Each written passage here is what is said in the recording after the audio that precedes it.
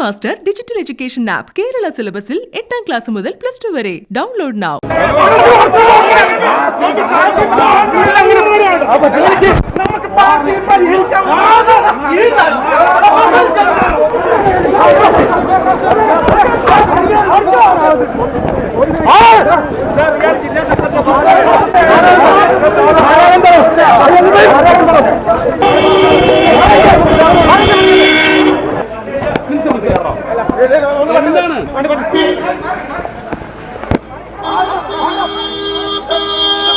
INL പ്രവർത്തകരുടെ ഇടതുപക്ഷത്തോടുള്ള commitment കണക്കിലെടുത്തിട്ടാണ്, ഇടതുപക്ഷ നയത്തോടുള്ള commitment കണക്കിലെടുത്തിട്ടാണ്. ആ കമ്മിറ്റ്മെന്റ് വളരെ ശക്തമായി നിലനിൽക്കുന്നു. പൂർവാധികം ശക്തമായി ഞങ്ങൾ ഉയർത്തിപ്പിടിക്കും. അതുകൊണ്ട് തന്നെ ഞങ്ങൾ ഇടതുപക്ഷത്തോടൊപ്പമാണ്. അക്രമശക്തമായി പുറത്തേക്ക് ഇറങ്ങിയപ്പോൾ തന്നെ അവരെ സ്വീകരിക്കാൻ വേണ്ടി മുസ്ലിം ലീഗ് നേതാവ് PK കുഞ്ഞാലിക്കുട്ടി രംഗത്തേക്ക് വന്നിരിക്കുക, സ്വാഗതം ചെയ്തിരിക്കുക. അതുകൊണ്ട് തന്നെ ഞങ്ങൾ സംശയിക്കുന്നത് വളരെ ആസൂത്രിതമായി നടന്ന ഒരു നാടകമാണ് ഇത് എന്ന്. നമസ്കാരം. ഇന്ത്യൻ നാഷണൽ ലീഗ് എന്ന LDF ഘടകകക്ഷിയുടെ സംസ്ഥാന ഭാരവാഹി യോഗത്തിലുണ്ടായ അടിപിടി, തുടർന്ന് പ്രസിഡന്റും സെക്രട്ടറിയും പ്രത്യേകം വിളിച്ച വാർത്താ സമ്മേളനങ്ങൾ, അതിനുശേഷം ഇരുവരും 24നോട് നടത്തിയ പ്രതികരണം, അതാണ് നമ്മൾ കണ്ടത്. 25 വർഷത്തെ സഹകരണത്തിന് ശേഷം 2019 ഘടകകക്ഷിയായ 2ാം പിണറായി സർക്കാരിൽ മന്ത്രിസ്ഥാനം കിട്ടിയ INL ഇന്ന് നെടുകെ പിളർന്നു. പ്രസിഡന്റും സെക്രട്ടറിയും പരസ്പരം പുറത്താക്കി വെല്ലുവിളിക്കുന്ന ഘട്ടത്തിലേക്ക് INL എത്തിയതെങ്ങനെയാണ്? മുസ്ലിം ലീഗിന്റെ ഇടപെടലുണ്ടോ ഇന്നത്തെ പിളർപ്പിൽ? അങ്ങനെയൊരു ആരോപണം INLലെ ഒരു വിഭാഗം ഉന്നയിക്കുന്നുമുണ്ട്. അസംതൃപ്തർക്ക് ലീഗിലേക്ക് വരാമെന്ന PK കുഞ്ഞാലിക്കുട്ടിയുടെ ക്ഷണം നൽകുന്ന സൂചന എന്താണ്?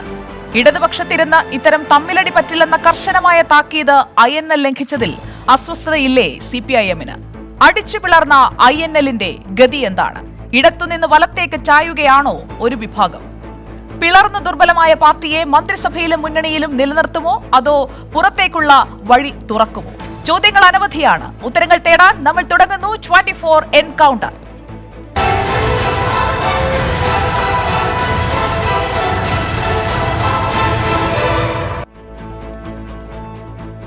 എൻകൗണ്ടറിന്റെ ഇന്നത്തെ അതിഥികളെ നമുക്ക് പരിചയപ്പെടാം.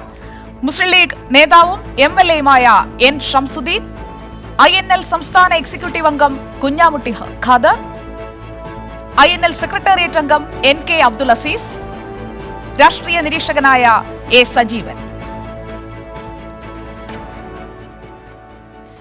നമുക്ക് ചർച്ചയിലേക്ക് കടക്കാം. അതിഥികളിൽ 2 പേരാണ് ആദ്യഘട്ടത്തിൽ നമുക്കൊപ്പമുള്ളത്, ശ്രീ ഷംസുദ്ദീനും അബ്ദുൽ അസീസും.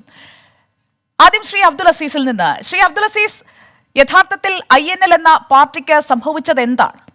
കഴിഞ്ഞ 28 വർഷമായി കേരളത്തിൻ്റെ രാഷ്ട്രീയ അന്തരീക്ഷത്തിൽ വളരെ സജീവമായി നിലനിൽക്കുന്ന പ്രസ്ഥാനമാണ് ഇന്ത്യൻ നാഷണൽ ലീഗ്. ഇത് മുസ്ലിം ലീഗ് അതിൻ്റെ രാഷ്ട്രീയ ലക്ഷ്യത്തിൽ നിന്നും വിഭിന്നമായി മാറിപ്പോയി എന്നതിൻ്റെ അടിസ്ഥാനത്തിൽ 36 വർഷം പാർലമെന്റേറിയനായിരുന്ന ജനാബ് ഇബ്രാഹിം സുലൈമാൻ സേഠ് സാഹിബിൻ്റെ രാഷ്ട്രീയ നിലപാടുകളോട് ഐക്യപ്പെടുന്ന ജനവിഭാഗങ്ങളുടെ രാഷ്ട്രീയ പ്രസ്ഥാനമായാണ് അന്ന് 1993 രൂപം കൊണ്ടത്.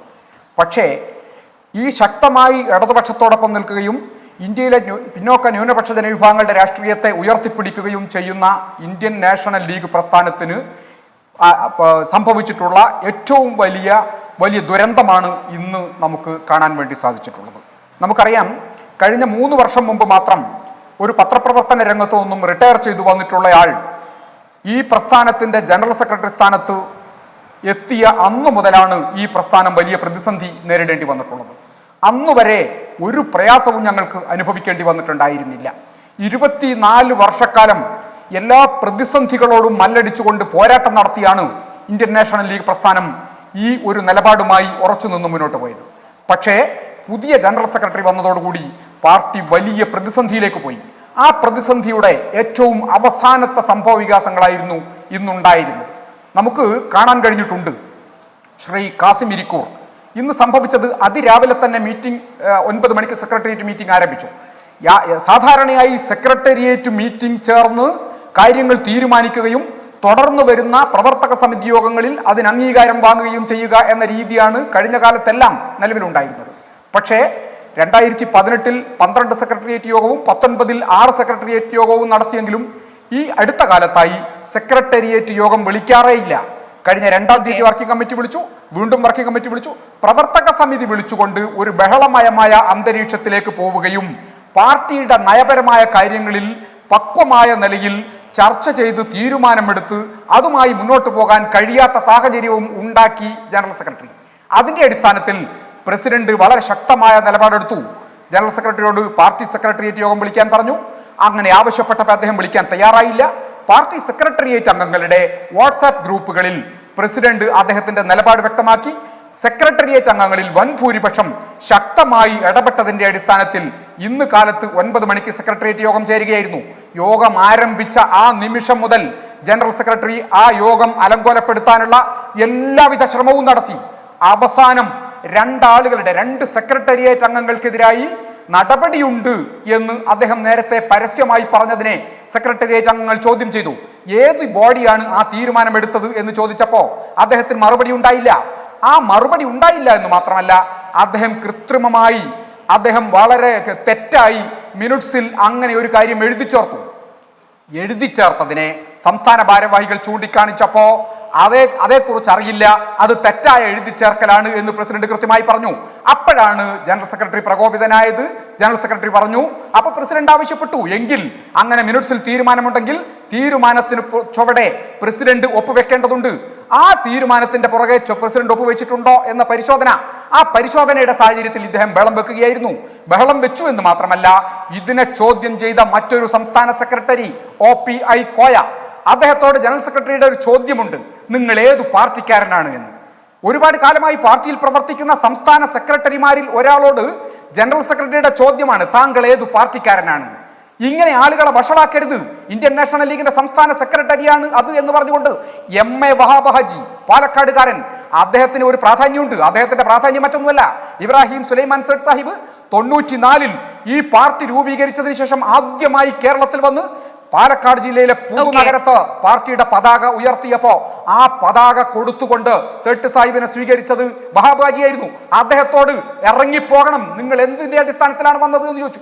ഈ തരത്തിൽ പരമ്പരാഗതമായി ഈ പാർട്ടിയിൽ നിലനിൽക്കുന്ന പാർട്ടിയുടെ വളരെ ഉത്തരവാദപ്പെട്ട ആളുകളെ അപമതിക്കുകയും ഈ പാർട്ടി യോഗം അലങ്കോലപ്പെടുത്താൻ ശ്രമിക്കുകയും ചെയ്തു. അതാണ് ഇന്ന് സംഭവിച്ചത്. എന്ന് പറഞ്ഞാൽ പാർട്ടി സെക്രട്ടേറിയറ്റ് നടത്താൻ അനുവദിക്കില്ല എന്ന തന്റെ നേരത്തെ ഉള്ള തീരുമാനം അത് നടപ്പാക്കുകയായിരുന്നു ശ്രീമാൻ കാസിം ഇരിക്കൂർ. അപ്പോൾ കാസിം ഇരിക്കൂറാണ് ഇന്ന് ഈ പ്രശ്നങ്ങൾക്ക് തുടക്കമിട്ടത് എന്നാണ് ഇപ്പോൾ ശ്രീ NK അബ്ദുൽ അസീസ് പറഞ്ഞു വെക്കുന്നത്. ശ്രീ കുഞ്ഞാമുട്ടി ഖാദർ കൂടി നമുക്കൊപ്പം ഈ ചർച്ചയിൽ തുടരുന്നുണ്ട്. ശ്രീ കുഞ്ഞാമുട്ടി ഖാദർ, സ്വാഗതം ഈ ചർച്ചയിലേക്ക്. ഇപ്പോൾ ശ്രീ അബ്ദുൽ അസീസ് പറഞ്ഞത് കേട്ട് കാണുമല്ലോ. ജനറൽ സെക്രട്ടറിയുടെ കുഴപ്പമാണ് ഇന്നത്തെ ഈ തെരുവിലെ കയ്യാങ്കളിയിലേക്ക് നയിച്ചതെന്നാണ് അദ്ദേഹം പറഞ്ഞു വെക്കുന്നത്. ഇന്നത്തെ യോഗത്തിൽ നടന്നതിനെ കുറിച്ച് താങ്കൾക്ക് പറയാനുള്ളത് എന്താണ്? ഇത് നേരത്തെ ഉണ്ടായിരുന്ന അഭിപ്രായ വ്യത്യാസങ്ങളുടെ ഒരു പരസ്യമായ വിഴുപ്പലക്കലിലേക്ക് പോയി എന്ന് വേണ്ടേ നമ്മൾ കരുതാൻ? പൊതുജനം കാണുന്നത് തെരുവിൽ തല്ലുകൂടുന്ന INL-നെയാണ്.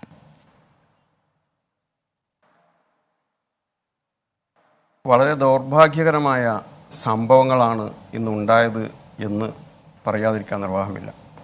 ഇവിടെ താങ്കൾ സൂചിപ്പിച്ചതുപോലെ തെരുവിൽ INL പ്രവർത്തകർ തമ്മിൽ ഒരു കയ്യാങ്കളിയും നടന്നിട്ടില്ല. മറിച്ച് തെരുവിൽ നടന്നത് ചില ആളുകൾ കരുതി കൂട്ടി കൊണ്ടുവന്ന കൊട്ടേഷൻ സംഘം അവർ നടത്തിയ കയ്യാങ്കളിയാണ്. അതിനേറ്റവും ഉദാഹരണം എന്ന് പറയുന്നത്, ഇവിടെ നിന്ന് പ്രവർത്തക സെക്രട്ടേറിയറ്റ് കഴിഞ്ഞ് പോകുന്ന നേതാക്കളെ അവരുടെ വാഹനങ്ങൾക്ക് നേരെ ചീറി അടുത്ത് വരുന്ന ആളുകൾ ചോദിക്കുന്ന പേരുകൾ, ഓരോ പേര് വിളിച്ചുകൊണ്ട് അവരെവിടെ എന്നാണ് ചോദിക്കുന്നത്. അവരോട് തന്നെയാണ് അത് ചോദിക്കുന്നത്. അതിൻ്റെ അർത്ഥം അവർ പാർട്ടിക്കാരല്ല എന്ന് ചാനലുകളുടെ എല്ലാ വിഷ്വൽസ് പരിശോധിച്ചാൽ നമുക്ക് മനസ്സിലാവും. ഇവിടെ ഞങ്ങൾക്ക് പറയാനുള്ളത്, ഇന്ത്യൻ നാഷണൽ ലീഗ് എന്ന രാഷ്ട്രീയ പ്രസ്ഥാനത്തിൻ്റെ 27 വർഷത്തെ പാരമ്പര്യമുള്ള പ്രസ്ഥാനത്തിൻ്റെ ഇന്ത്യയിലെ 11 സംസ്ഥാനങ്ങളിൽ പ്രവർത്തിച്ചുകൊണ്ടിരിക്കുന്ന ഒരു പ്രസ്ഥാനത്തിൻ്റെ കേരള സംസ്ഥാന കമ്മിറ്റിയാണ് ഇന്ന് ചേർന്നത്. ഇവിടെ എൻ്റെ സുഹൃത്ത് സൂചിപ്പിക്കുകയുണ്ടായി ഒരുപാട് കാര്യങ്ങൾ. ആ കാര്യങ്ങളിലേക്ക് ഞാൻ വരികയാണ്.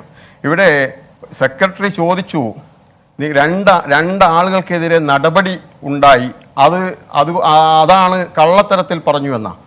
കഴിഞ്ഞ ഈ മാസം 2-ാം തീയതി കോഴിക്കോട് അസ്മാ ടവറിൽ ചേർന്ന സംസ്ഥാന പ്രവർത്തക സമിതി യോഗമെടുത്ത തീരുമാനമാണ് കോഴിക്കോട് സൗത്ത് നിയോജക മണ്ഡലത്തിൽ മത്സരിച്ച് ഇപ്പോൾ കേരള സംസ്ഥാനത്തെ തുറമുഖ വകുപ്പ് കൈകാര്യം ചെയ്യുന്ന ബഹുമാനപ്പെട്ട അഹമ്മദ് ദേവർകോവിൽ സാഹിബിൻ്റെ തിരഞ്ഞെടുപ്പ് സമയത്ത് അദ്ദേഹത്തെ പരാജയപ്പെടുത്താൻ വേണ്ടി പാർട്ടിക്കകത്തും പുറത്തും പ്രവർത്തിച്ച, അതിന് കൃത്യമായ തെളിവുകൾ ലഭിച്ച 2 പേർ, ആ 2 പേർക്കെതിരെ നടപടിയെടുക്കണമെന്ന് പ്രവർത്തക സമിതി അംഗങ്ങൾ ഒറ്റക്കെട്ടായി ആവശ്യപ്പെട്ടതാണ്.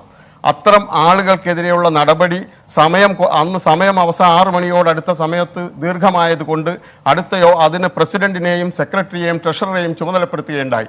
ട്രഷറർ എന്ന് പറയുന്ന വർക്കിംഗ് പ്രസിഡന്റ്, അദ്ദേഹത്തെയും കൂടി ചുമതലപ്പെടുത്തി അവർ യോഗം ചേർന്ന് തീരുമാനമെടുക്കണം എന്നാണ് പറഞ്ഞത്.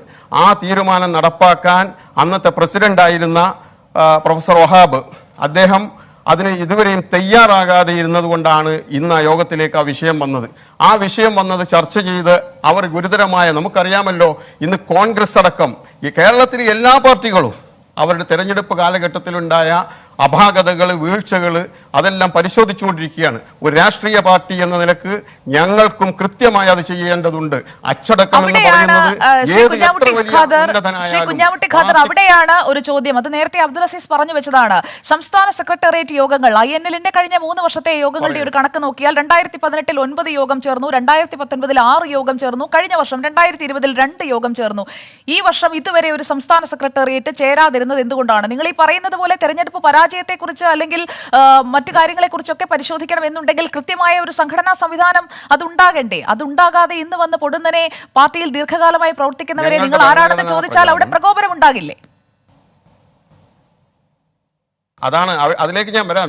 ഞാൻ പറയാൻ അനുവദിക്കണം.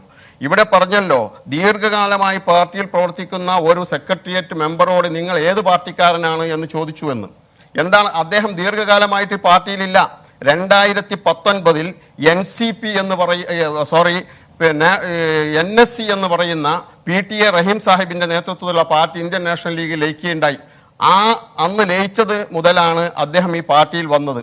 എന്നാൽ ഈ അടുത്ത കാലത്ത് മാധ്യമങ്ങൾ തന്നെ റിപ്പോർട്ട് ചെയ്ത ഒരു വസ്തുതയാണ് NSC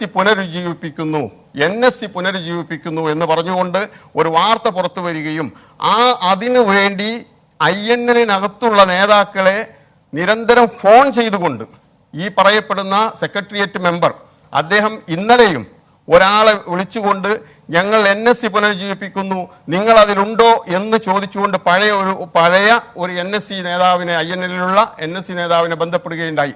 ആ സാഹചര്യത്തിലാണ് സംസ്ഥാന ജനറൽ സെക്രട്ടറി അദ്ദേഹത്തോട് ചോദിച്ചിട്ടുള്ളത്, നിങ്ങൾ ഏത് പാർട്ടിക്കാരനാണ് എന്ന്. ഒരു പാർട്ടിക്കകത്ത് പ്രവർത്തിക്കുകയും മറ്റൊരു പാർട്ടിയിലേക്ക് ആകർഷിക്കുകയും ചെയ്യുന്ന പ്രവർത്തനത്തെ എന്ത് പേരിട്ടാണ് വിളിക്കേണ്ടത്? അതിന്റെ അടിസ്ഥാനത്തിലാണ് അദ്ദേഹം അങ്ങനെ ചോദിച്ചിട്ടുള്ളത്. പിന്നെ ഇവിടെ ഞങ്ങളുടെ ഭരണഘടനാ പ്രകാരം ഉന്നത ബോഡി എന്ന് പറയുന്നത് പ്രവർത്തക സമിതിയാണ്, സെക്രട്ടേറിയറ്റ് അല്ല. പ്രവർത്തക സമിതികൾക്കിടയിലുള്ള സമയത്ത് അടിയന്തരമായ ബിസിനസ് കൈകാര്യം ചെയ്യേണ്ടതുണ്ടെങ്കിൽ മാത്രമേ സെക്രട്ടേറിയറ്റ് ചേരേണ്ടതുള്ളൂ എന്നാണ് ഭരണഘടന പറയുന്നത്. സംഘടനാ സംവിധാനത്തെ കുറിച്ച് താങ്കൾ പറഞ്ഞതുകൊണ്ട് ഒരു കാര്യം കൂടി ചോദിച്ചോട്ടെ. ഞാൻ ഒരു കാര്യം കൂടി പറഞ്ഞു നിർത്താം. ഞാൻ ഒരു കാര്യം പറയട്ടെ. ഇന്ന് ചാനലുകൾ കൃത്യമായി പറഞ്ഞത് എന്താ? പ്രോട്ടോകോൾ ലംഘിച്ചിരിക്കുന്നു എന്നാ. ഞങ്ങൾ പ്രോട്ടോകോൾ ലംഘിച്ചു എന്നല്ലേ പറഞ്ഞത്? നിങ്ങൾ മാധ്യമങ്ങൾ പോലും റിപ്പോർട്ട് ചെയ്ത് അപ്പൊ ഈ പ്രോട്ടോകോൾ ഇത്രയും കോവിഡ് പ്രോട്ടോകോൾ ഉള്ള കാലഘട്ടത്തിൽ നിരന്തരം യോഗങ്ങൾ ചേരാൻ കഴിയുമോ? 2018-ലെയും 19-ലെയും സാഹചര്യമാണോ 20-ലും 2020-ലും 21-ലും എല്ലാ പാർട്ടികളും യോഗം ചേരുകയല്ലേ? ഡിജിറ്റൽ യുഗത്തിൽ യോഗങ്ങൾ ചേരാനായി കോവിഡ് പ്രോട്ടോകോൾ നോക്കിയിരുന്നു എന്ന് പറഞ്ഞാൽ അതെങ്ങനെയാണ് നമുക്ക് ഉൾക്കൊള്ളാൻ കഴിയുന്നത്? ഓൺലൈനായി എല്ലാ സംഘടനകളും യോഗം ചേരുന്ന കാലമാണിത്. അവിടെയാണ് പറയാനുള്ളത്. ഞങ്ങളെ സംബന്ധിച്ചിടത്തോളം ഞങ്ങളെ പാർട്ടിയെ സംബന്ധിച്ചിടത്തോളം ഏറ്റവും വലിയ ശാപം എന്ന് പറയുന്നത് ഇന്ന് ഞങ്ങൾ പുറത്താക്കിയ ചില ആളുകളാണ്. അവർ നിരന്തരം വാർത്തകൾ ചോർത്തി കൊടുത്തുകൊണ്ടിരിക്കുക. നിങ്ങൾക്കറിയാമല്ലോ, ഈ ഗവൺമെന്റ് അധികാരത്തിൽ വന്നതിന് ശേഷം ഏറ്റവും കൂടുതൽ അഹമ്മദ് ദേവർകോവിൽ എന്ന മന്ത്രിയെ വേട്ടയാടിക്കൊണ്ടിരിക്കുകയാണ്. അഹമ്മദ് ദേവർകോവിലിനെ CPM-ഉം ഇടതു മുന്നണിയും മൂക്ക് കയറിട്ടു എന്ന് പോലും വാർത്തകൾ ഉണ്ടാക്കുന്നു. നിരന്തരം വാർത്തകൾ ഞങ്ങൾക്കിടയിൽ നിന്ന് ചോർത്തി കൊടുത്തുകൊണ്ട് ഈ ഗവൺമെന്റിനെയും ഇടതു മുന്നണിയെയും അപകീർത്തിപ്പെടുത്താൻ നിരന്തരം ശ്രമിച്ചുകൊണ്ടിരിക്കുന്ന ആളുകൾ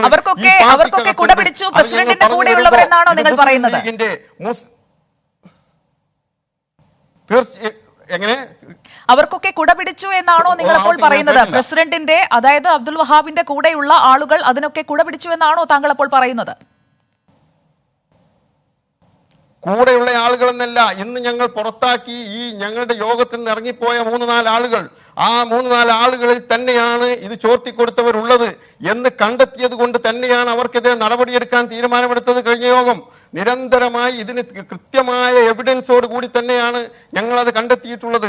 അതിന്റെ അടിസ്ഥാനത്തിൽ തന്നെയാണ് അവരെ പുറത്താക്കണമെന്ന് ഈ പാർട്ടിയെ സ്നേഹിക്കുന്ന മുഴുവൻ ആളുകളും തന്നെ അങ്ങനെ ഒരു ആവശ്യം ഉന്നയിച്ചത്. ആ ആവശ്യം ഉന്നയിക്കുക എന്ന് പറഞ്ഞ ഇടതുപക്ഷ ജനാധിപത്യ മുന്നണിയോടൊപ്പം 27 വർഷം നിന്നുകൊണ്ട് 25 വർഷക്കാലം ഒപ്പം നിൽക്കുകയും വെറും 2 വർഷക്കാലമായി മുന്നണിയിൽ വരികയും ചെയ്ത ഒരു പാർട്ടിയാണ് ഇന്ത്യൻ നാഷണൽ ലീഗ്. ആ ഇന്ത്യൻ നാഷണൽ ലീഗിന് ആദ്യമായി MLA ഉണ്ടാവുകയും മന്ത്രി ഉണ്ടാവുകയും ചെയ്തപ്പോൾ ആ മന്ത്രിയെ അപകീർത്തിക്കപ്പെടുത്തുക വഴി ഇടത് ജനാധിപത്യ മുന്നണിയെയും പിണറായി സർക്കാരിനെയും അപകീർത്തിപ്പെടുത്താനുള്ള ശ്രമം അത് വെച്ചു പൊറുപ്പിക്കാൻ സാധ്യമല്ല എന്ന് ഞങ്ങളോടൊപ്പം പ്രവർത്തിക്കുന്ന സഖാക്കൾക്ക് തോന്നിയിട്ടുണ്ടെങ്കിൽ അതുകൊണ്ട് തന്നെയാണ് ഞങ്ങൾ അന്നൊരു തീരുമാനമെടുത്തിട്ടുള്ളത്. ആ ഒരൊറ്റ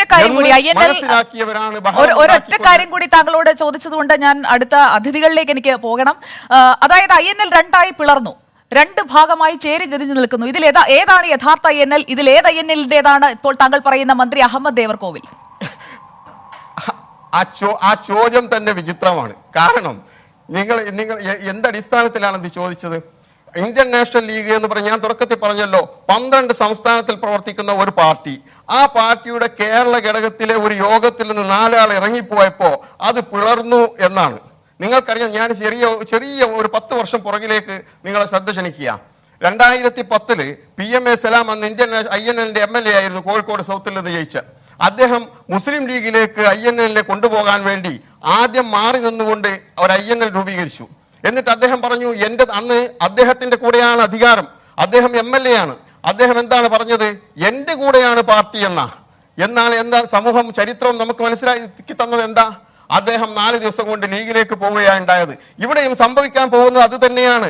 ഇവിടെ കുഞ്ഞാലിക്കുട്ടിയല്ലേ ആദ്യമായി സ്വാഗതം ചെയ്തത്. അതിൽ നിന്ന് തന്നെ ഈ കച്ചവടം എന്താണ് എന്ന് നമുക്ക് ബോധ്യപ്പെട്ട് കഴിഞ്ഞിരിക്കുകയാണ്. ലീഗിന്റെ പ്രതിനിധി ഇവിടെയുണ്ട്, ശ്രീ കുഞ്ഞാമുട്ടി ഖാദർ. ദയവായി ക്ഷമിക്കണം, ഞാൻ ഇതിന് ഒരു മറുപടി നമുക്ക് ലീഗിൽ നിന്ന് തന്നെ തേടാം. ശ്രീ N ഷംസുദ്ദീൻ നമുക്കൊപ്പം തുടരുന്നുണ്ട്, MLA. ശ്രീ N ഷംസുദ്ദീൻ, ഇരുഭാഗത്തിന്റെയും വാദങ്ങൾ നമ്മൾ കേട്ടു കഴിഞ്ഞു. വിശദമായി തന്നെ അവർ പറയട്ടെ എന്ന് കരുതിയാണ് ഞാൻ അത്രയും സമയം നീക്കിവെച്ചതും. ഇന്ന് മുസ്ലിം ലീഗിന്റെ ഭാഗത്തു നിന്ന് അസ്വസ്ഥതയുള്ള ലീഗിലേക്ക് വരാം.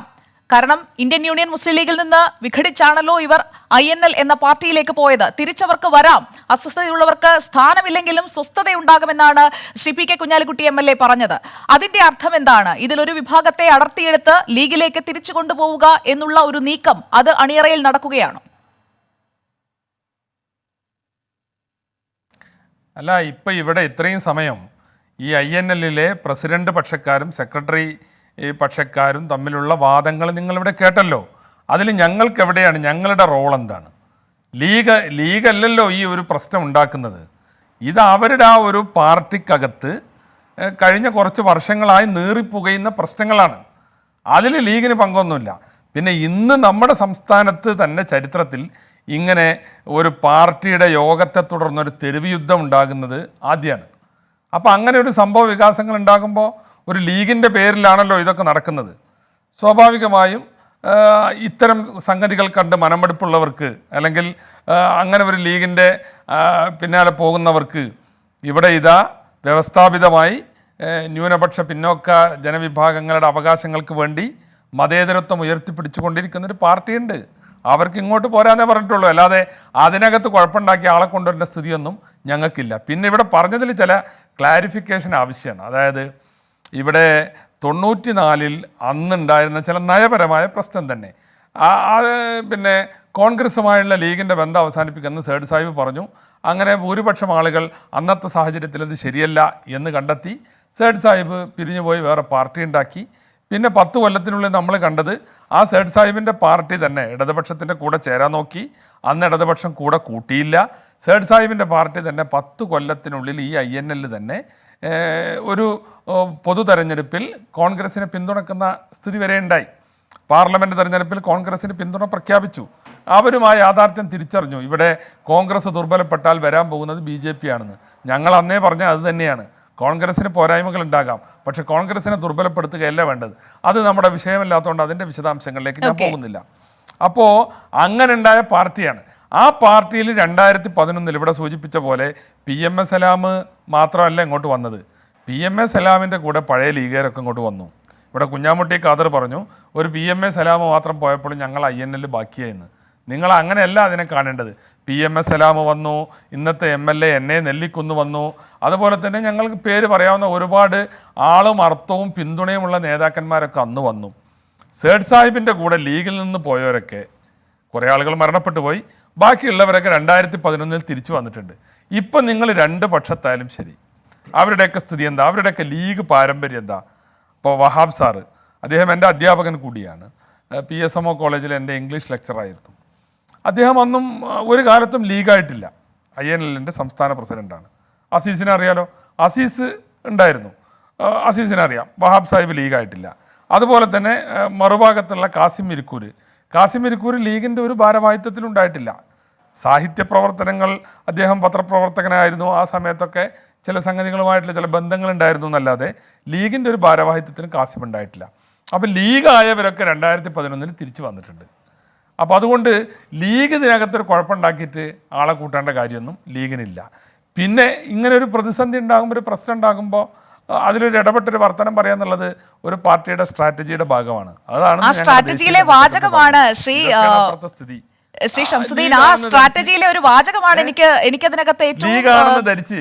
അതെ, സ്ഥാനങ്ങളില്ലെങ്കിലും സ്വസ്ഥതയുണ്ടാകും, വന്നവരത് അനുഭവിക്കുന്നുണ്ട്. തെരുവിലെ ഈ കയ്യാങ്കളിക്ക് ശേഷമാണ് PK കുഞ്ഞാലിക്കുട്ടി ഇത് പറഞ്ഞത്. അതുകൊണ്ട് തന്നെയാണ് ഇതിൽ ഏത് വിഭാഗത്തെയാണ് കൂടെ കൂട്ടുന്നതെന്ന് ചോദിച്ചത്. അല്ല, ഞങ്ങളങ്ങനെ ഒരു വിഭാഗത്തെ എന്ന് പറഞ്ഞ് പ്രത്യേകം ക്ഷണിച്ചിട്ടില്ല. ലീഗിൽ നിന്ന് വേർപിരിഞ്ഞാണ് ഇപ്പോഴും ലീഗിൻ്റെ പേരിലാണ് ആ പാർട്ടി നിലനിൽക്കുന്നത്, ഇന്ത്യൻ നാഷണൽ ലീഗ്. അപ്പോൾ അതിലെ മൊത്തം പ്രവർത്തകരെ, ഇതാണ് അവിടുത്തെ സ്ഥിതിയെങ്കിൽ താല്പര്യമുള്ളവർക്ക് ഇപ്പുറത്ത് വരാം. അതൊരു സ്വാഭാവികമായ ഒരു ഓപ്പൺ ഇൻവിറ്റേഷൻ മാത്രമാണ്, അല്ലാതെ ഇതിനകത്ത് പ്രശ്നം ഉണ്ടാക്കിയിട്ട് ഒരു വിഭാഗത്തെ കൂടെ കൊണ്ടുപോകാനോ ആ നിലക്കൊന്നുമല്ല. അപ്പോൾ അതുകൊണ്ട് ഇപ്പോൾ ഉള്ളൊരു പ്രശ്നം എന്താണ്, എന്തിനാണ് ഈ കടിപിടിയൊക്കെ? ഈ ആകെ ലോട്ടറി അടിച്ചതുപോലെ കോഴിക്കോട് സൗത്തിൽ നിന്ന് ഒരാൾ ജയിക്കുന്നു. ആ ജയിച്ച ആൾക്ക് 10-28 കൊല്ലം കൂടെ നിന്നവർക്കൊക്കെ മന്ത്രിസ്ഥാനം പകുത്തു കൊടുത്തപ്പോൾ ഒരമന്ത്രിസ്ഥാനം ഈ പാർട്ടിക്ക് കൊടുത്തു. അതുമായി ബന്ധപ്പെട്ട തർക്കങ്ങളാണ്. അതിൽ പേഴ്സണൽ സ്റ്റാഫിൽ ആരെ വെക്കണം, അതിനാണ് തർക്കം. അതുപോലെ ആ പാർട്ടി LDFൻ്റെ ഭാഗമായതുകൊണ്ട് ഗവൺമെൻറ് പ്ലീഡർമാരിൽ ചെറിയൊരു വിഹിതം കിട്ടും, 2 പേരോ മറ്റോ കിട്ടുക. അതാർക്കൊക്കെ കൊടുക്കണം. അതുപോലെ ഇപ്പോൾ ഏറ്റവും ഗുരുതരമായൊരു പ്രശ്നം വന്നത് എന്താ, PSC അംഗത്വം കിട്ടിയത്. ഞാൻ മനസ്സിലാക്കിയിടത്തോളം ഇവിടെ ഇരിക്കുന്ന അസീസിൻ്റെ പേരാണ് ഒരു പക്ഷം പറഞ്ഞത്. അസീസ് INL പാരമ്പര്യമുള്ള ആളാണ്. പക്ഷേ INL അസീസിനെ തഴഞ്ഞ് ഒരു പുതുമുഖത്തിന് അവസരം കൊടുത്തു. അതിന് 40 ലക്ഷം രൂപ കോഴ വാങ്ങി എന്നാണ് ഇവർ തമ്മിലുള്ള തർക്കത്തിൽ പുറത്തു വരുന്നത്. എത്ര ഗുരുതരമാണ്! PSC അംഗത്വം എന്ന് പറയുന്നത് വളരെ പരിഭാവനത്വത്തോടുകൂടി നമ്മൾ കാണുന്ന ഒന്നാണ്. അപ്പോൾ ഇങ്ങനെയുള്ള ഈ തർക്കങ്ങളിലും ഇവർ തമ്മിൽ ഇപ്പോൾ ഈ സെക്രട്ടേറിയറ്റ് ആണോ വലുത്, സംസ്ഥാന കമ്മിറ്റിയാണോ വലുത്, അതൊക്കെ തമ്മിലുള്ള തർക്കമാണ് ഇവിടെ നടക്കുന്നത്. അത് വിളിക്കുന്നില്ല, പ്രസിഡന്റും സെക്രട്ടറിയും തമ്മിൽ അങ്ങോട്ടും ഇങ്ങോട്ടും കൊലവിളി നടത്തുകയാണ്. അതിനൊന്നും ലീഗിനൊരു താല്പര്യമില്ല. ലീഗ് അതിനൊന്നും ഇപ്പോൾ ഇവരെന്തോ ഒരു വലിയ പാർട്ടിയായി മാറുമെന്ന ബേജാറോ ഒന്നും ആ കാര്യത്തിൽ ലീഗിനില്ല. ഇതിങ്ങനെ ഇടതുപക്ഷത്തിൻ്റെ ഒരു തരംഗം ഉണ്ടായപ്പോൾ അവിടെ ലോട്ടറി അടിച്ച് ഒരാൾ, ശരിക്കും പാരമ്പര്യമുള്ള ആളുകൾ വേറെയാണ്, പാരമ്പര്യം കുറഞ്ഞ ആൾക്കാണ് കിട്ടിയത്. രാഷ്ട്രീയത്തിൽ അങ്ങനെ തന്നെ ചില നിയോഗം. അപ്പോൾ ആ ഒറ്റ MLA മന്ത്രിയായെന്ന് പറഞ്ഞാൽ അതും തന്നെ ചരിത്രത്തിൽ ആദ്യമായിട്ട് ടേം ഫിക്സ് ചെയ്ത് കൊടുത്ത മന്ത്രി. ഇങ്ങനെ ഇടയിൽ ഉണ്ടായിട്ടില്ല. നമ്മൾ ഈ പഞ്ചായത്ത് പ്രസിഡന്റുമാരൊക്കെയാണ് വീതം വെക്കൽ. ഇത് 2.5 കൊല്ലമാണ് മന്ത്രിയെന്ന്. അതിനുശേഷം ആരാണെന്നും പ്രഖ്യാപിച്ചിട്ടുണ്ട്. മുൻ മന്ത്രി എന്ന് പറയാറുണ്ട്. പക്ഷേ ഈ പിണറായി മന്ത്രിസഭയിൽ ചില പിൻമന്ത്രിമാരുണ്ട്, 2.5 കൊല്ലം കഴിഞ്ഞാൽ മന്ത്രിയാകാൻ ഇങ്ങനെ വെയിറ്റിംഗ്, മിനിസ്റ്റർ ഇൻ വെയിറ്റിംഗ്. നമ്മൾ അത് മറ്റൊരു പ്രയോഗമാണ്. പ്രസിഡൻ്റൊക്കെ വരുമ്പോൾ ചെല്ലുന്നതാണ് മിനിസ്റ്റർ ഇൻ വെയിറ്റിംഗ്. പക്ഷെ നമുക്ക് വേണമെങ്കിൽ ഇവിടെയും പറയാം, ഈ പിണറായി മന്ത്രിസഭയിൽ there are 2 minister in waiting, 2 മിനിസ്റ്റർമാർ വെയിറ്റ് ചെയ്യാണ്. മന്ത്രിയായ മിനിസ്റ്റർ വെയിറ്റിംഗ് എന്ന് പറഞ്ഞതുകൊണ്ട് ശ്രീ ഷംസുദ്ദീൻ, മന്ത്രിയായ ആളുടെ തെരഞ്ഞെടുപ്പ് ഫണ്ടിലേക്ക് ലീഗ് MP 3 ലക്ഷം സംഭാവന കൊടുത്തു എന്നൊക്കെയുള്ള ഒരു ആരോപണം ഇപ്പോൾ അന്തരീക്ഷത്തിൽ നിൽക്കുന്നുണ്ട്. അങ്ങനെ ലീഗിന്റെ എന്തെങ്കിലും ഇടപാടുകൾ നടന്നിട്ടുണ്ടോ? അല്ല, അത് കേവലം ഒരു ആരോപണമാണ്. അങ്ങനെ സ്പെസിഫിക് ആയിട്ട് ആരും ഒന്നും പറഞ്ഞിട്ടില്ലല്ലോ. പിന്നെ ഈ പറഞ്ഞ സംഗതി എന്ന് പറഞ്ഞാൽ അദ്ദേഹത്തിൻ്റെ സ്ഥാപനങ്ങൾ കോഴിക്കോട്ടുണ്ട്. ആ സ്ഥാപനങ്ങളിൽ നിന്നൊക്കെ അങ്ങോട്ടും ഇങ്ങോട്ടൊക്കെ ചില സംഭാവനകളൊക്കെ കൊടുത്തിട്ടുണ്ടാകാം. അതൊക്കെ ചൂണ്ടിക്കാണിച്ചിട്ട് അത് അദ്ദേഹം തന്നു എന്ന് പറയുന്നതിൽ അർത്ഥമില്ല. ഈ പറയപ്പെട്ട നേതാവിന് ധാരാളം ബിസിനസ് സംരംഭങ്ങളുണ്ട്. അതിൽ ചിലത് കോഴിക്കോടുണ്ട്. ഈ സ്ഥാപനങ്ങളൊക്കെ തെരഞ്ഞെടുപ്പ് സമയത്ത് സ്ഥാനാർത്ഥികൾക്ക് സംഭാവനകൾ കൊടുക്കുന്നത് സ്വാഭാവികമാണ്. അങ്ങനെ വല്ല സംഭാവന കൊടുത്ത കേസായിരിക്കും. അങ്ങനെ നിസ്സാരമായി പറയാൻ എന്തായാലും ഈ രണ്ട് വിഭാഗമായി നിന്നതുകൊണ്ട് കൂടുതൽ വിവരങ്ങൾ പുറത്തു വരും. അതിനായി നമുക്ക് കാത്തിരിക്കാം. എന്തായാലും ശ്രീ എ സജീവൻ, ഈ രണ്ട് വിഭാഗങ്ങളുടെയും ഒപ്പം മുസ്ലിം ലീഗിന്റെയും പ്രതികരണം അങ്ങ് കേട്ടിരിക്കുകയാണെന്ന് എനിക്കറിയാം. ഇതിൽ നിന്നൊക്കെ നമ്മൾ മനസ്സിലാക്കേണ്ടത് എന്താണ്? ഇടതുമുന്നണിയിലേക്ക് ഘടകകക്ഷിയായി ഉൾപ്പെടുത്തിയത് തന്നെ ഒരുപാട് കാലത്തെ കാത്തിരിപ്പിന് ശേഷമാണ്. അതിനുശേഷം കിട്ടിയ ഏക മന്ത്രിസ്ഥാനം, ആ മന്ത്രിസ്ഥാനം കിട്ടിയപ്പോൾ മുതൽ തുടങ്ങിയ പരസ്യമായ വിഴുപ്പലക്കൽ ഇന്നിപ്പോൾ തെരുവിലെ കയ്യാങ്കളിയിലേക്ക് എത്തുന്നു. അതിനുശേഷം അങ്ങോട്ടും ഇങ്ങോട്ടും പുറത്താക്കുന്നു. എന്താണ് ഇവിടെ സംഭവിക്കുന്നത്? ഇതിലിനിയിപ്പോൾ ഇടതുമുന്നണി ഇവരെ പുറത്താക്കുന്ന ഒരു സാഹചര്യത്തിലേക്ക് കാര്യങ്ങൾ പോകാൻ സാധ്യതയുണ്ടോ? ഇടതുമുന്നണിക്ക് സംഭവിച്ച ഏറ്റവും വലിയ വീഴ്ച എന്ന് പറയുന്നത് 25 വർഷക്കാലം പരീക്ഷിച്ചിട്ട് ഇവർ ശരിയാണോ, ഇവരുടെ നിലപാടുകൾ ശരിയാണോ എന്നൊക്കെ പരീക്ഷിച്ച് അവസാനം ഈ പാർട്ടിയെ മുന്നണിയുടെ ഭാഗമാക്കുന്നു. മുന്നണിയുടെ ഭാഗമാക്കേണ്ട ഒരു കാലമുണ്ടായിരുന്നു. അത് INL രൂപീകരിച്ച 94 ആയിരുന്നു. അതായത് അന്നത്തെ INL എന്ന് പറയുന്നത് എനിക്കൊക്കെ വളരെ കൃത്യമായിട്ട് അറിയാം. ആ പാർട്ടിയുടെ രൂപീകരണ ഘട്ടത്തിലും അതിന് മുൻപുള്ള കാലഘട്ടത്തിലൊക്കെ കൃത്യമായിട്ട് അറിയാവുന്നതാണ്. അപ്പോൾ അന്ന് സുലൈമാൻ സേട്ട് ഉണ്ടായിരുന്നു, PM അബൂബക്കർ ഉണ്ടായിരുന്നു, ഇങ്ങനെയുള്ള വളരെ ശക്തരായിട്ടുള്ള നേതാക്കന്മാരുണ്ടായിരുന്നു. അവരുടെ പിറകിൽ നല്ല ശക്തരായിട്ടുള്ള അണികളും ഉണ്ടായിരുന്നു. അന്നതൊരു പാർട്ടിയായിരുന്നു. അന്ന് പക്ഷേ ഈ CPM ഇവരെ അടുപ്പിക്കാൻ തയ്യാറായില്ല. അന്ന് അടുപ്പിച്ചിരുന്നുവെങ്കിൽ ലീഗിന് ശക്തമായിട്ടുള്ള ബദലായിട്ട് മാറാൻ INL കഴിയുമായിരുന്നു. അന്ന് ആ പാർട്ടി എന്ന് പറയുന്നത് കുറേ കൂടി ശരിയായിട്ട് നേരത്തെ ഷംസുദ്ദീൻ പറഞ്ഞ പോലെ ഒരു നയത്തിൻ്റെ അടിസ്ഥാനത്തിൽ മുന്നണി വിടുകയില്ല, പാർട്ടിയിൽ നിന്ന് രാജിവെച്ച ആളുകളാണ്. കൃത്യമായൊരു നയമുണ്ടായിരുന്നു. ആ നയം പക്ഷേ അംഗീകരിച്ചുകൊണ്ട് മുന്നണിയിൽ ചേർക്കാൻ EMSO അതിനുശേഷമുള്ള ആരും തയ്യാറായില്ല. ഇപ്പോൾ അവസാന ഘട്ടത്തിലെത്തുമ്പോഴേക്കും ഷംസുദ്ദീൻ തന്നെ പറഞ്ഞ പോലെ ഉപ്പ് വെച്ച കലം പോലെ ഏതാണ്ട് എല്ലാ നേതാക്കന്മാരും പോയി കഴിഞ്ഞു. പഴയ INL രൂപീകരിക്കുന്ന കാലത്തുണ്ടായിരുന്ന പല നേതാക്കന്മാരും മരിച്ചുപോയി. അതിനുശേഷം ഉണ്ടായിരുന്ന പല നേതാക്കന്മാരും ലീഗിലേക്ക് പോയി. ഏറ്റവും ഒടുവിൽ PM സലാമും അവിടെ നിന്ന് ഇവിടെ പറഞ്ഞു പോയി. അങ്ങനെ ആളുകളൊക്കെ പോയി കഴിഞ്ഞിട്ടുള്ള ഒരു ഘട്ടത്തിലാണ്. ഇങ്ങനെ ഒരവസരത്തിൽ മുന്നണിയുടെ ഭാഗമാക്കുന്നു, ഒരു സ്ഥലത്ത് മത്സരിക്കാൻ അവസരം കിട്ടുന്നു, എന്നിട്ട് അവിടെ ജയിപ്പിച്ചു തരുന്നു. അത് INL ഗുണം കൊണ്ടൊന്നുമല്ല ജയിച്ചെന്നുള്ള കാര്യം INL രണ്ട് വിഭാഗത്തിൽപ്പെട്ട നേതാക്കന്മാർക്കും അറിയാം. കോഴിക്കോട് സൗത്തിൽ ജയിച്ചിട്ടുണ്ടെങ്കിൽ അത് ഇടതുമുന്നണിയുടെ ശക്തമായ പിന്തുണ കൊണ്ടാണ്. അങ്ങനെ ജയിപ്പിച്ചെടുത്തിട്ട് അരമന്ത്രിയായാലും 2.5 വർഷത്തേക്കുള്ള മന്ത്രിയായാലും എന്തൊക്കെ പറഞ്ഞാലും ഒരു മന്ത്രിസ്ഥാനം കൂടി കൊടുത്തു. എന്നിട്ട് ആ മുന്നണിക്ക് ഏറ്റവും കൂടുതൽ ചീത്തപ്പേരുണ്ടാക്കിയിട്ടുള്ളത് ഈ മന്ത്രിയോ അല്ലെങ്കിൽ ഈ പാർട്ടിയാണല്ലോ. ഈ പാർട്ടി അന്ന് മുതൽ ഇപ്പോൾ പറഞ്ഞ PSC മെമ്പർ സ്ഥാനത്തിൻ്റെ കാര്യത്തിൽ 40 ലക്ഷം കൈക്കൂലി വാങ്ങിയെന്ന് പറഞ്ഞിട്ട് വളരെ നാണക്കേടെന്ന് പറഞ്ഞാൽ ഇതുവരെ നമ്മൾ പറഞ്ഞു കേട്ടിട്ടില്ല. തങ്ങൾക്ക് ഇഷ്ടമുള്ള ആളുകൾക്ക് വീതിച്ചു കൊടുക്കും, അല്ലെങ്കിൽ ഇഷ്ടമുള്ള ആൾക്ക് കൊടുക്കുന്നതിൻ്റെ മറ്റുള്ള ആളുകൾ പരിഗണിക്കാത്തൊരവസ്ഥ വരാം. പക്ഷെ അതിന് കാശ് വാങ്ങുക എന്ന് പറയുന്ന നാണക്കേടുണ്ടാക്കിയില്ലേ? പിന്നെ അത് കഴിഞ്ഞ് ഇതിപ്പോൾ ഇന്നുണ്ടായിട്ടുള്ള പ്രശ്നം എന്തിനാണ് ഇവർ ഇന്നത്തെ യോഗം ചേർന്നിട്ടുള്ളത്? പാർട്ടിയുടെ പ്രത്യേകമായിട്ടുള്ള നയപരമായിട്ടുള്ള ഒരു കാര്യം തീരുമാനിക്കാനല്ല. അഹമ്മദ് ദേവർകോവിലിൻ്റെ സ്റ്റാഫിലേക്ക് ആരെയൊക്കെ എടുക്കണം, അതിനെക്കുറിച്ചുള്ള തർക്കമാണ് പ്രധാനമായിട്ടും ഉള്ളത്. ഈ പ്രശ്നത്തിൻ്റെ പേരിലൊക്കെ തന്നെയാണ് ഇപ്പോൾ ഇവ തമ്മിലുള്ള പോരാട്ടം നടക്കുന്നത്. ഇതൊക്കെ ശരിയല്ല എന്ന് ആ PSC മെമ്പറെ നിയമിക്കാൻ 40 ലക്ഷം രൂപ കൈക്കൂലി വാങ്ങിയെന്ന ആരോപണം ഉണ്ടായപ്പോൾ AKG സെൻറ്ററിലേക്ക് വിളിച്ചു വരുത്തിയിട്ട് ഇവരോട് രണ്ടുപേരോടും ഈ രണ്ട് ഗ്രൂപ്പിൻ്റെയും പ്രധാനപ്പെട്ട നേതാക്കന്മാരോട് രണ്ടുപേരോടും ശക്തമായ താക്കീത് കൊടുത്തിട്ട് വിട്ടതാണല്ലോ. എന്നിട്ടും ഇങ്ങനെയൊക്കെ ഉണ്ടാക്കിയെന്ന് പറയുമ്പോൾ ഇവർക്ക് സത്യത്തിൽ ഈ മുന്നണിയിൽ തുടരാനുള്ള ഒരു ധാർമ്മികമായിട്ട് അവകാശവുമില്ല. എന്നിട്ടിപ്പോൾ തെരുവിൽ ഈ കൊറോണ പീരീഡിൽ തെരുവിൽ പോരാടുന്നൊരവസ്ഥ. അതിന് ഗുണ്ടകളാണോ? ഇവർ തന്നെ പറയുന്നതനുസരിച്ച് കൊട്ടേഷൻ ഗുണ്ടകളാണെങ്കിൽ ഈ മുന്നണിയിലെ ഒരു ഘടകകക്ഷി തങ്ങളുടെ എതിരാളികളെ തോൽപ്പിക്കാൻ വേണ്ടി, അവരെ ഇല്ലായ്മ ചെയ്യാൻ വേണ്ടി കൊട്ടേഷൻ ഗുണ്ടകളെ നിയോഗിച്ചു എന്നുകൂടിയായി. അപ്പോൾ ഏതാണ്ട് മുന്നണിക്ക് ആ ഒരു ചീത്തപ്പേര് കൂടി കിട്ടി. വളരെ നാണക്കേടുണ്ടാക്കിയിട്ടുള്ള ഒരു അവസ്ഥയിലേക്ക് LDFനെ കൊണ്ടുപോയിട്ടുണ്ടെങ്കിൽ അതിന് കാരണം പോലും LDF. കാരണം ഈ ഒരു പാർട്ടിയെ കൃത്യമായിട്ടും വിലയിരുത്തേണ്ട കാലത്ത് വിലയിരുത്തിയില്ല, സ്വീകരിക്കേണ്ട കാലത്ത് സ്വീകരിച്ചില്ല, സ്വീകരിക്കേണ്ടാത്തൊരു കാലത്ത് അവർ സ്വീകരിക്കുകയും പരമാവധി ഇതിൽ കൂടുതൽ അവസരങ്ങൾ കൊടുക്കുകയും ചെയ്തു.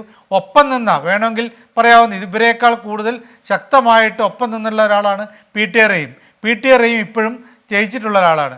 എന്നിട്ട് പോലും അദ്ദേഹത്തിനല്ല മന്ത്രിസ്ഥാനം കൊടുത്തത്, INL കൊടുത്തു. പറഞ്ഞാൽ നേരത്തെ ഷംസുദ്ദീൻ പറഞ്ഞ പോലെ ലോട്ടറിക്ക് അപ്പുറത്തുള്ള പരിഗണനയാണ്. അങ്ങനെ കിട്ടിയിട്ട് പോലും ആ മുന്നണിക്ക് നാണക്കേട് ഉണ്ടാക്കിയിരുന്നു എന്ന് പറയുന്നത് വളരെ മോശം ഒരു പ്രവണതയാണ്. ഈ രണ്ട് ഗ്രൂപ്പിനും കൃത്യമായിട്ടും ഞങ്ങളുടെ നിലപാട് ശരി, ഞങ്ങളെടുത്തുള്ള തീരുമാനങ്ങൾ ശരിയാണെന്ന് പറയാൻ ഒരു അർഹതയുമില്ല എന്നാണ് എൻ്റെ പക്ഷം. ഓക്കെ, ഏതായാലും നന്നാവാൻ ഒരു അവസരം കൂടി കൊടുക്കുമോ അതോ അടിച്ചു പുറത്താക്കുമോ എന്നുള്ളത് വരും ദിവസങ്ങളിൽ. ഇന്ന് A. വിജയരാഘവനും വ്യക്തമായി ഒന്നും പറഞ്ഞില്ല, അതിനുള്ള മറുപടി നമുക്ക് കാത്തിരുന്നേ പറ്റൂ. ശ്രീ NK അബ്ദുൽ അസീസ്, ഇന്ന് പുറത്തു വന്ന ഒരു വാർത്താക്കുറിപ്പാണിത്. മുസമ്മിൽ ഹുസൈൻ എന്ന INL ദേശീയ ജനറൽ സെക്രട്ടറിയുടെ ഭാഗത്തു നിന്ന് വന്ന ഒരു വാർത്താക്കുറിപ്പ്. ആ വാർത്താക്കുറിപ്പ് പ്രകാരമാണെങ്കിൽ പ്രൊഫസർ AP അബ്ദുൽ വഹാബിനെ INL സംസ്ഥാന പ്രസിഡന്റ് സ്ഥാനത്ത് നിന്ന് നീക്കിയിട്ടുണ്ട്. അതേസമയം തന്നെ ഇതേ പ്രസിഡന്റ് ജനറൽ സെക്രട്ടറി സ്ഥാനത്ത് നിന്ന് കാസിം ഇരിക്കൂറിനെയും പുറത്താക്കിയിട്ടുണ്ട്. യഥാർത്ഥത്തിൽ ഇപ്പോൾ ഭാരവാഹികളായിരിക്കുന്നത് ആരൊക്കെയാണ്? ഇരുഭാഗവും ഇങ്ങനെ അങ്ങോട്ടും ഇങ്ങോട്ടും പുറത്താക്കുന്നത് കണ്ട് ജനങ്ങൾ ഇത് കണ്ടുകൊണ്ടിരിക്കുകയാണ്, മുന്നണിയിലുള്ളവർ കണ്ടുകൊണ്ടിരിക്കുകയാണ്, രാഷ്ട്രീയ കേരളം കണ്ടുകൊണ്ടിരിക്കുകയാണ്. യഥാർത്ഥത്തിൽ INL-ന്റെ പ്രസിഡന്റും സെക്രട്ടറിയും ഒക്കെ ഇപ്പോൾ ആരാണ്?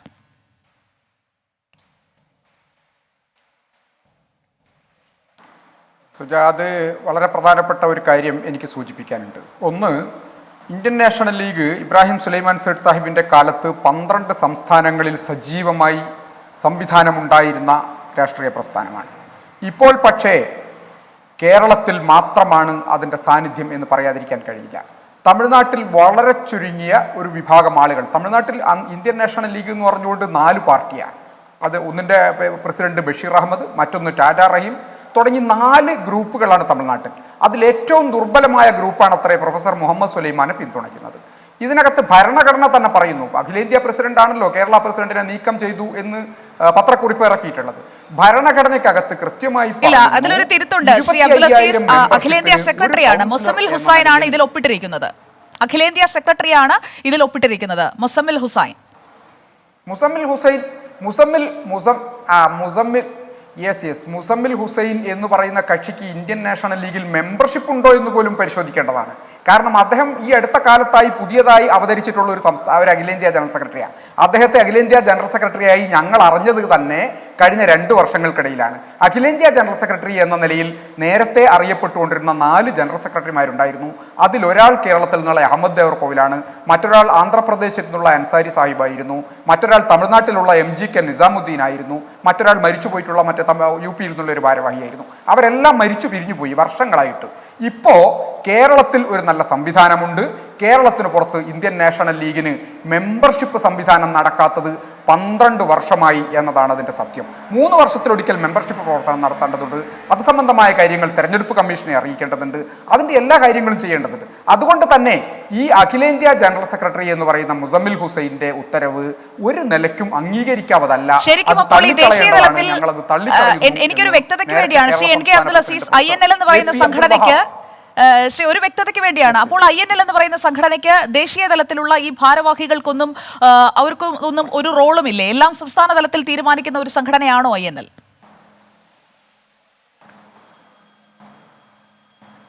അവർക്കൊന്നും ഒരു റോളുമില്ലേ എന്ന് ചോദിക്കണമെങ്കിൽ അവരുടെയൊക്കെ സംവിധാനങ്ങൾ എവിടെയെന്ന് ആദ്യം അതിനു മുന്നേ ചോദിക്കണമല്ലോ. അഖിലേന്ത്യാ പ്രസിഡന്റിന്റെ സംസ്ഥാന കമ്മിറ്റി ആരാണ്? അദ്ദേഹത്തിന്റെ സംസ്ഥാനത്തെ ഭാരവാഹികൾ ആരാണ്?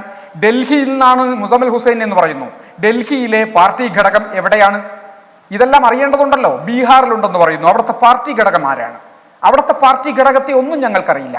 ദേശീയ ഭാരവാഹികളുടെ യോഗം എന്ന് പറഞ്ഞുകൊണ്ട് ഇടക്കിടക്ക് വിളിക്കാറുണ്ട്, ദേശീയ കമ്മിറ്റി എന്ന് പറഞ്ഞുകൊണ്ട് ഇടക്കിടക്ക് വിളിക്കാറുണ്ട്. ഒരിക്കൽ വന്നയാൾ പിന്നീട് വന്നതായി ഒരിക്കലും ഞങ്ങൾക്ക് കാണാൻ കഴിഞ്ഞിട്ടില്ല ഈ അടുത്ത കാലത്തായി, കഴിഞ്ഞ 10 വർഷങ്ങൾക്കിടയിൽ. അതിലൊരു വ്യക്തത വേണം. കാരണം ഒരു പാർട്ടി സംവിധാനം എന്ന് പറഞ്ഞ് ശ്രീ അബ്ദുൽ അസീസ് ഒരു പാർട്ടി സംവിധാനം എന്ന് പറഞ്ഞ ഒരു ഔദ്യോഗിക വാർത്താക്കുറിപ്പായി പാർട്ടിയുടെ നിങ്ങളുടെ സംസ്ഥാന ജനറൽ സെക്രട്ടറിയായ കാസിം ഇരിക്കൂർ അടങ്ങുന്ന ആളുകൾ പുറത്തുവിട്ട ഒരു വാർത്താക്കുറിപ്പാണിത്. ഇതെല്ലാ മാധ്യമങ്ങളും വാർത്തയാക്കുകയും ചെയ്തു. അപ്പോൾ ഇത് വെറും ഒരു കടലാസ് കഷണത്തിന്റെ വില മാത്രമേ ഉള്ളൂ എന്ന് INL തന്നെയുള്ള ഒരു വിഭാഗത്തിന്റെ പ്രമുഖ നേതാവായ താങ്കൾ പറയുമ്പോൾ അതൊരു വളരെ പ്രധാനപ്പെട്ട വസ്തുതയാണ്. കടലാസിന്റെ വില പോലും പൊതുസമൂഹം അതിന് കൊടുക്കില്ല. ശ്രീ കുഞ്ഞാമുട്ടി ഖാദർ, കാരണം അവിടെയൊന്നും പാർട്ടി ഘടകങ്ങളില്ല, സംവിധാനമില്ല. ഇനി ഒറ്റക്കാര്യം ഒറ്റക്കാര്യം എനിക്ക് പറയാനുണ്ട്. ശ്രീ കുഞ്ഞാവുട്ടി ഖാദർ നേരത്തെ സൂചിപ്പിച്ചല്ലോ, അദ്ദേഹം 11 സംസ്ഥാനങ്ങളിൽ ഉണ്ട് എന്ന് പറഞ്ഞു. എവിടെയാണ് 11 സംസ്ഥാനങ്ങൾ? പിന്നെ നേരത്തെ നടന്ന യോഗത്തിന്റെ കാര്യങ്ങൾ പറയാൻ കുഞ്ഞാവുട്ടി ഖാദർ ആരാണ്? അദ്ദേഹം സെക്രട്ടേറിയറ്റ് മെമ്പർ അല്ല, അദ്ദേഹം ആ യോഗത്തിൽ പങ്കെടുത്തിട്ടുണ്ടായിരുന്നയാളല്ല, അദ്ദേഹം തെരഞ്ഞെടുക്കപ്പെട്ട പ്രവർത്തക സമിതി അംഗമല്ല, അദ്ദേഹം വർഷങ്ങളായി വിദേശ രാജ്യത്ത് ജോലി ചെയ്യുന്നയാളാണ്. നേരത്തെ സൗദിയിൽ ഞങ്ങളുടെ പ്രവാസി സംഘടനയായ IMCCയുടെ ഭാരവാഹിയായിരുന്നു. പിന്നീട് ദുബായിലേക്ക് അദ്ദേഹം മാറി, ദുബായിലും അതിന്റെ ഭാരവാഹിത്വം ഉണ്ടായിരുന്നു. എന്നല്ലാതെ കേരളത്തിലെ പാർട്ടി സംവിധാനവുമായോ ദേശീയ തലത്തിൽ ഉണ്ട് എന്ന് പറയപ്പെടുന്ന സംവിധാനവുമായോ അദ്ദേഹത്തിന് ഒരു കാര്യവും അറിയില്ല. അദ്ദേഹം വെറുതെ ഭാഗം ജയിക്കാൻ വേണ്ടി പറഞ്ഞുകൊണ്ടിരിക്കുക. എനിക്ക് ഷംസുദ്ദീനോടൊരു കാര്യം പറയാനുണ്ട്. ഷംസുദ്ദീൻ ഈ കാര്യങ്ങളൊന്നും കണ്ടുകൊണ്ട് ഒട്ടും വ്യാമോഹിക്കേണ്ടതില്ല. ഇന്ത്യൻ നാഷണൽ ലീഗ് എന്ന് പറയുന്ന രാഷ്ട്രീയ പ്രസ്ഥാനം ഉണ്ടല്ലോ, അത് കേരളത്തിൽ ശക്തമായി നിലനിൽക്കും. മുസ്ലിം ലീഗിന് വന്നുകൊണ്ടിരിക്കുന്ന വലിയ തോതിലുള്ള അപജയമുണ്ട്. ആ അപജയത്തിന്റെ അടിസ്ഥാനത്തിൽ ധാരാളക്കണക്കിന് പ്രവർത്തകന്മാർ ഇന്ത്യൻ നാഷണൽ ലീഗുമായി സഹകരിച്ചുകൊണ്ടിരിക്കുകയാണ്. ഇടതുപക്ഷമാണ് ശരി എന്നവർ മനസ്സിലാക്കിക്കൊണ്ടിരിക്കുകയാണ്. അതിന്റെ അടിസ്ഥാനത്തിൽ പാർട്ടി ശക്തിപ്പെട്ടു വരുമ്പോ ചില ആളുകളെ ഉപയോഗപ്പെടുത്തിക്കൊണ്ട് മുസ്ലിം ലീഗ് ഈ പാർട്ടിയെ നമുക്കും സമയം കുറവാണ്. നമ്മുടെ പ്രേക്ഷകർക്ക് അറിയേണ്ടത് കാസിം ഇരിക്കൂർ വിഭാഗത്തെ അടർത്തിക്കൊണ്ടുപോകാൻ മുസ്ലിം ലീഗ് നടത്തിയ ഒരു നീക്കമാണോ ഇന്നത്തെ കയ്യാങ്കളിയിലേക്ക് എത്തിയത്? ഞാൻ തുറന്നു ചോദിക്കുകയാണ്. തീർച്ചയായും ഒരു സംശയവുമില്ല. നേരത്തെ നമുക്ക് അറിയാം, ചന്ദ്രികയുടെ എഡിറ്ററായിരുന്ന റഹീം മേച്ചേരി പാണക്കാട് ഹൈദരലി ശിഹാബ് തങ്ങൾക്ക് കൊടുത്തിട്ടുള്ള ഒരു കത്തുണ്ട്. ആ കത്തിനകത്ത് കൃത്യമായി പറയുകയാണ്, മുസ്ലിം ലീഗിന്റെ മന്ത്രിമാരുടെ കാറുകളിൽ സഞ്ചരിക്കുന്നത് ഒരു പത്രപ്രവർത്തകനും മുൻ INL അനുഭാവിയുമായ കാസിം ഇരിക്കൂറാണ്. ലീഗ് പ്രവർത്തകർക്ക് അതിൽ സ്ഥാനം കിട്ടുന്നില്ല, കാറിൽ പോലും സഞ്ചരിക്കുന്നു, അവരുമായി എല്ലാ തരത്തിലും ബന്ധപ്പെട്ടുകൊണ്ടിരിക്കുന്നു. ഇത് പറഞ്ഞത് ഞങ്ങളാരുമല്ല, റഹീം മേച്ചേരി എന്ന് പറയുന്ന ചന്ദ്രികയുടെ എഡിറ്ററായിട്ടുള്ള മുസ്ലിം ലീഗിന്റെ താത്വികാചാര്യനായിരുന്നയാളാണ്. ആ ബന്ധം ഇപ്പോഴും നിലനിൽക്കുന്നുണ്ട് എന്ന കാര്യത്തിൽ ഒരു തർക്കവുമില്ല. ആ ബന്ധമാണ് ഇന്ന് ശ്രീ കാസിം ഇരിക്കൂർ ഈ പാർട്ടിയെ പിളർത്തുന്നതിന് ശ്രമം നടത്തിയപ്പോ ആദ്യമായി ചാടി വീണുകൊണ്ട് കുഞ്ഞാലിക്കുട്ടി സ്വാഗതം ചെയ്തത്. കുഞ്ഞാലിക്കുട്ടിക്കും അദ്ദേഹത്തിന്റെ അനുയായിയുമായിട്ടുള്ള ശംസുദ്ദീനും ഒക്കെ ലോട്ടറി അടിച്ച ദിവസമായി ഇന്ന്. കാരണം എന്താ? കാസിം ഇരിക്കൂറിനെ ഏൽപ്പിച്ച ദൗത്യം കൃത്യമായി അദ്ദേഹം നിർവഹിച്ച് കയ്യിൽ കൊടുത്തിരിക്കുന്നു. അത് തന്നെയാ കാരണം, മറ്റൊന്നുമല്ല. ഓക്കെ, ശ്രീ കുഞ്ഞാമുട്ടി ഖാദർ, ഇപ്പോൾ വലിയ ഗുരുതരമായ ആരോപണങ്ങളാണ് താങ്കളുടെ സംഘടനയിൽ താങ്കൾ ഒന്നിച്ച് പ്രവർത്തിച്ചുകൊണ്ടിരുന്ന വ്യക്തിയും ഇപ്പോൾ മറുപക്ഷത്ത് നിൽക്കുന്നയാളുമായ ശ്രീ അബ്ദുൽ അസീസ് ഉന്നയിച്ചിരിക്കുന്നത്. താങ്കളുടെ മറുപടി എന്താണ്? യഥാർത്ഥത്തിൽ ഒരു ദേശീയ നേതൃത്വം ഈ സംഘടനയ്ക്കുണ്ടോ, അതോ വെറും കടലാസിൽ ഒതുങ്ങുന്ന 1-2 പേരുകൾ മാത്രമാണോ? അങ്ങനെ ഒരു ആരോപണമാണ് അബ്ദുൽ അസീസ് ഉന്നയിച്ചിരിക്കുന്നത്. അതിലേക്ക് ഞാൻ വരാം. അതിനു മുമ്പ് ശ്രീ ശംസുദ്ദീൻ MLA ഇവിടെ ചില കാര്യങ്ങൾ പറയുകയുണ്ടായി. അദ്ദേഹം പറഞ്ഞ കാര്യങ്ങൾ നിങ്ങളൊന്ന് റിവേഴ്സ് ചെയ്ത് കേൾക്കി നോക്കണം. അദ്ദേഹം പറയുമ്പോൾ ഇപ്പോൾ INLൽ ലീഗ് പാരമ്പര്യമുള്ളവരാരുമില്ല, NK അസീസ് ഉണ്ട്. പിന്നീട് അദ്ദേഹം പറഞ്ഞ മറ്റൊരു കാര്യം, എന്തോ ഒരു ഭാഗ്യത്തിന് കോഴിക്കോട്ട് നിന്ന് ഒരാൾ ജയിച്ചു, അയാളായിരുന്നില്ല ജയിക്കേണ്ടത്, പാരമ്പര്യമുള്ള ആളുകൾ വേറെയും ഉണ്ടായിരുന്നു. ആ വാക്കുകളൊന്ന് നിങ്ങൾ ശ്രദ്ധിക്കണം. ഇവരുടെ കൂട്ടുകച്ചവടത്തിൻ്റെ ആ മൂലധനമാണ് ആ വാക്കുകളിലൂടെ പുറത്തു ചാടിയത്. പിന്നെ അദ്ദേഹം പറയുകയുണ്ടായി, കേരള രാഷ്ട്രീയ ചരിത്രത്തിൽ ആദ്യമായിട്ട് ഒരു തെരുവ് യുദ്ധം നടത്തി, അത് INL ആണെന്ന്. കണ്ണൂർ ജില്ലാ കമ്മിറ്റിയിൽ നിന്ന് സംസ്ഥാന ജനറൽ സെക്രട്ടറി KPA മജീദ് ഓടിപ്പോകുന്നത് നമ്മൾ എത്രയോ വട്ടം കണ്ടതാണ്, ഇപ്പോൾ അടുത്ത കാലത്ത് പോലും. അങ്ങനെ ലീഗിനകത്ത് ഒരു സൗകര്യമായി യോഗം ചേരാൻ പോലും കഴിയാത്ത അവസ്ഥയിൽ കഴിഞ്ഞ 5 വർഷം പ്രതിപക്ഷത്തിരിക്കുകയും ഇപ്പോൾ 5 വർഷം ഇനി എത്ര കാലം ഇരിക്കേണ്ടി വരികയും ചെയ്യും എന്ന് യാതൊരു നിശ്ചയമില്ലാതെ അണികൾ ഇങ്ങനെ വേവലാതിപ്പെട്ട് പാഞ്ഞു നടക്കുന്ന ഒരു സാഹചര്യത്തിൽ അദ്ദേഹം ചാനലിൽ വന്നിരുന്ന് പറയുക ആദ്യമായിട്ട് കയ്യാങ്കളി നടന്നു എന്ന്. പിന്നെ അദ്ദേഹം പറഞ്ഞത് ബാബരി മസ്ജിദിന്റെ പതനം കൊണ്ട് കോൺഗ്രസ് തകർന്നാൽ BJP വരും എന്നതുകൊണ്ടാണ് അന്ന് ഇവര് സേഠ് സാഹിബിനൊപ്പം നിൽക്കാതിരുന്നത് എന്നാ. കോൺഗ്രസ് തന്നിട്ടല്ലല്ലോ BJP വരുന്നത്. കോൺഗ്രസ്സുകാർ നിരന്തരം കച്ചവടവൽക്കരിക്കപ്പെട്ട് BJPയിലേക്ക് പോയിക്കൊണ്ടിരിക്കുക. ആ പ്രക്രിയ തുടർന്നുകൊണ്ടിരിക്കുന്നത് ഞങ്ങൾ പറഞ്ഞിട്ടല്ല, ഇത് മനസ്സിലാക്കിക്കൊണ്ട് തന്നെയാണ് ഈ 27 വർഷങ്ങൾക്ക് മുമ്പ് സേഠ് സാഹിബ് പറഞ്ഞത് ഇവിടെ മതേതര ഇടതുപക്ഷ മതേതര മുന്നണി ശക്തിപ്പെട്ടു വരണമെന്ന്. ലീഗ് ഇപ്പോഴും ദേശീയ തലത്തിൽ ശ്രമിച്ചുകൊണ്ടിരിക്കുകയല്ലേ, അതിന്റെ കൂടെ ഓടിപ്പോയിക്കൊണ്ടിരിക്കുകയല്ലേ. ഒരു UPAയിൽ നിൽക്കുകയും മറ്റേൽ പ്രവർത്തിക്കുകയും ചെയ്യുന്ന ഒരു സാഹചര്യം എത്ര തവണ പറഞ്ഞു കോൺഗ്രസ് നന്നാവണം, കോൺഗ്രസിന്റെ നയങ്ങൾ ശരിയല്ല, എന്ന് ഓക്കെ, നമുക്ക് പറയേണ്ടി വിഷയത്തിലേക്ക് വരുന്ന വരാം. അവസ്ഥാ ശ്രീ വിശേഷം കുഞ്ഞാമുട്ടി ഇതിൽ ഖാദർ, ഉണ്ടായിട്ട് ശ്രീ ഇവിടെ കുഞ്ഞാമുട്ടി വന്ന് ഖാദർ, അങ്ങ് ചാനലുകളിൽ ദയവായി ഈ പറയാം. വിഷയത്തിലേക്ക് അന്ന് വരണം. പിന്നെ ഞാൻ ചോദിച്ച കാര്യങ്ങളിലേക്ക് വരികയാണ്. ഇവിടെ NKSS പറയുകയുണ്ടായി എനിക്ക് എന്ത് പാരമ്പര്യമാണ് ഇതിനകത്തുള്ളത് എന്ന്. ഞാൻ ദേശീയ സമിതി അംഗമാണ്. ഇബ്രാഹിം സുലൈമാൻ സേഠ് സാഹിബ് ജീവിച്ചിരിക്കുന്ന കാലം മുതൽ ഈ INL ദേശീയ സമിതി അത് ഡൽഹിയിൽ നടന്നാലും അത് ബാംഗ്ലൂരിൽ നടക്കുമ്പോഴും ബോംബെയിൽ നടന്നപ്പോഴും അതുപോലെ തന്നെ ചെന്നൈയിൽ നടന്നപ്പോഴൊക്കെ പങ്കെടുത്തയാളാണ്. ആ യോഗത്തിന്റെ 4 അയലത്ത് പോലും എത്താൻ സാധിക്കാത്ത MKSS ഇരുന്നിട്ട് പറയുക എനിക്കതിൽ പാരമ്പര്യമില്ല എന്ന്. ഞാൻ അദ്ദേഹത്തോട് പറയാൻ ആഗ്രഹിക്കുന്നത്, ഇന്ത്യൻ നാഷണൽ ലീഗിന്റെ ഭരണഘടന പഠിക്കണം. NKSS നിങ്ങളെ കുത്തിത്തിരിപ്പുകൾ ഉണ്ടാക്കിക്കൊണ്ട് സമൂഹത്തിൽ ആളുകളെ തെറ്റിദ്ധരിപ്പിച്ചുകൊണ്ട് നിങ്ങൾക്ക് അധികാരത്തിന്റെ അപ്പകഷ്ണം നുണയാൻ വേണ്ടി പാവപ്പെട്ട INL പ്രവർത്തകരെ വഞ്ചിക്കാൻ നിങ്ങൾ കാട്ടിക്കൂട്ടുന്ന ഈ പേക്കൂത്തുകൾ സമൂഹം തിരിച്ചറിയും. ഇടതുപക്ഷം തിരിച്ചറിഞ്ഞിട്ടുണ്ട്. കേരള സമൂഹം തിരിച്ചറിയുമെന്ന് ഞാൻ നിങ്ങൾക്കൊരു മുന്നറിയിപ്പ് തരികയാണ്. അതുപോലെ ഇവിടെ പങ്കെടുത്ത സജീവൻ അദ്ദേഹം പറയുകയുണ്ടായി ഒരു നയത്തിന്റെ അദ്ദേഹം ഞങ്ങളെ കുറിച്ച് പറഞ്ഞത് നയത്തിന്റെ അടിസ്ഥാനത്തിലാണ് നിലകൊണ്ടത്, അതുകൊണ്ട് ഒരു സീറ്റിൽ മത്സരിപ്പിച്ചു എന്ന്. മിസ്റ്റർ സജീവൻ, ഞങ്ങൾ മൂന്ന് സീറ്റുകളിൽ മത്സരിച്ചിരുന്നു. ഇവിടെ നമ്മൾ അറിയേണ്ടത് വള്ളിക്കുന്ന് നിയോജക മണ്ഡലത്തിൽ മത്സരിച്ചത് ഇന്ന് ഞങ്ങളുടെ പാർട്ടിയിൽ നിന്ന് ഇറങ്ങിപ്പോയ AP വഹാബാണ്. അദ്ദേഹം 4 സ്ഥലങ്ങളിൽ മത്സരിച്ചിട്ടുണ്ട്. മഞ്ചേരിയിൽ മത്സരിച്ചു, തിരൂരിൽ മത്സരിച്ചു, കഴിഞ്ഞ കോഴിക്കോട് ഇവിടെ നേരത്തെ സൂചിപ്പിച്ചില്ലേ ചക്ക വീണിട്ട് മൊഴിയത്തതായിട്ട് കിട്ടിപ്പോയതാണ് ശംസുദ്ദീൻ പറഞ്ഞ കോഴിക്കോട് അദ്ദേഹം മത്സരിച്ച് തോറ്റത്. അന്ന് മുനീർ ജയിച്ചത് 6000-ഓളം വോട്ടുകൾക്കായിരുന്നു കഴിഞ്ഞ തെരഞ്ഞെടുപ്പിൽ. അദ്ദേഹം അവിടെ മത്സരിച്ചു, അദ്ദേഹം തോറ്റു. ഇപ്പോ അതിനെ മറികടന്ന് 12,500-ഓളം വോട്ടുകൾക്ക് അഹമ്മദ് ദേവർകോവിൽ ജയിക്കുകയാണ്. അപ്പോ ഒരു മനുഷ്യൻ എന്തുകൊണ്ട് എല്ലായിടത്തും പരാജയപ്പെടുന്നു എന്ന് അദ്ദേഹമല്ലേ വിലയിരുത്തേണ്ടത്? ഇവിടെ ഇത്തരത്തിലുള്ള പ്രശ്നങ്ങൾ നിലനിൽക്കുമ്പോൾ അതിന്റെ അടിസ്ഥാനത്തിൽ ഞാൻ ഇവിടെ പറഞ്ഞ സജീവനോട് മറുപടി എന്ന നിലയിലാണ് പറയുന്നത്. ഞങ്ങൾ ഒരു സീറ്റിലല്ല മത്സരിച്ചത്. പിന്നെ അദ്ദേഹം പറയുക ഈ അഹമ്മദ് ദേവർകോവിലിന് എല്ലാ മന്ത്രിസ്ഥാനം ഉണ്ടാകേണ്ടിയിരുന്നത് അതിനേക്കാൾ കൂടുതൽ കാലം ഇടതുപക്ഷത്തോടൊപ്പം നിന്ന PT റഹീമിനെ ആയിരുന്നു എന്ന്. സജീവൻ മനസ്സിലാക്കേണ്ടത് PT റഹീം ഇടതുപക്ഷത്തേക്ക് വന്നിട്ട് 15 വർഷമായിട്ടുള്ളൂ. ഞങ്ങൾ അദ്ദേഹം വന്നത് എന്തടിസ്ഥാനത്തിലാ? മുസ്ലിം ലീഗ് കൊടുവള്ളിയിൽ സീറ്റ് കൊടുക്കാത്ത കാലഘട്ടത്തിലാണ് അദ്ദേഹം വന്നതല്ല, ഞങ്ങളോടൊപ്പം വന്നതല്ല. ഞങ്ങൾ 27 വർഷക്കാലമായി ഇടതുപക്ഷത്തോടൊപ്പം നിൽക്കുന്നുണ്ട് എന്നുകൂടി ഈ തരുണത്തിൽ പറയാൻ ആഗ്രഹിക്കുകയാണ്. നമുക്ക് കാര്യത്തിലേക്ക് വരാം. ശ്രീ കുഞ്ഞാമുട്ടി ഖാദർ, അങ്ങ് ദയവായി മറുപടി പറയേണ്ട ചോദ്യം. NKSS പറയുകയുണ്ടായി നേരത്തെ 4 ജനറൽ സെക്രട്ടറിമാരുണ്ടായിരുന്നു, അവരൊക്കെ മരിച്ചുപോയി. അഹമ്മദ് ദേവർകോവിൽ സാഹിബായിരുന്നു ഒരു ജനറൽ സെക്രട്ടറി. അപ്പൊ എന്തെങ്കിലും വിളിച്ചു പറയുകയാണ്.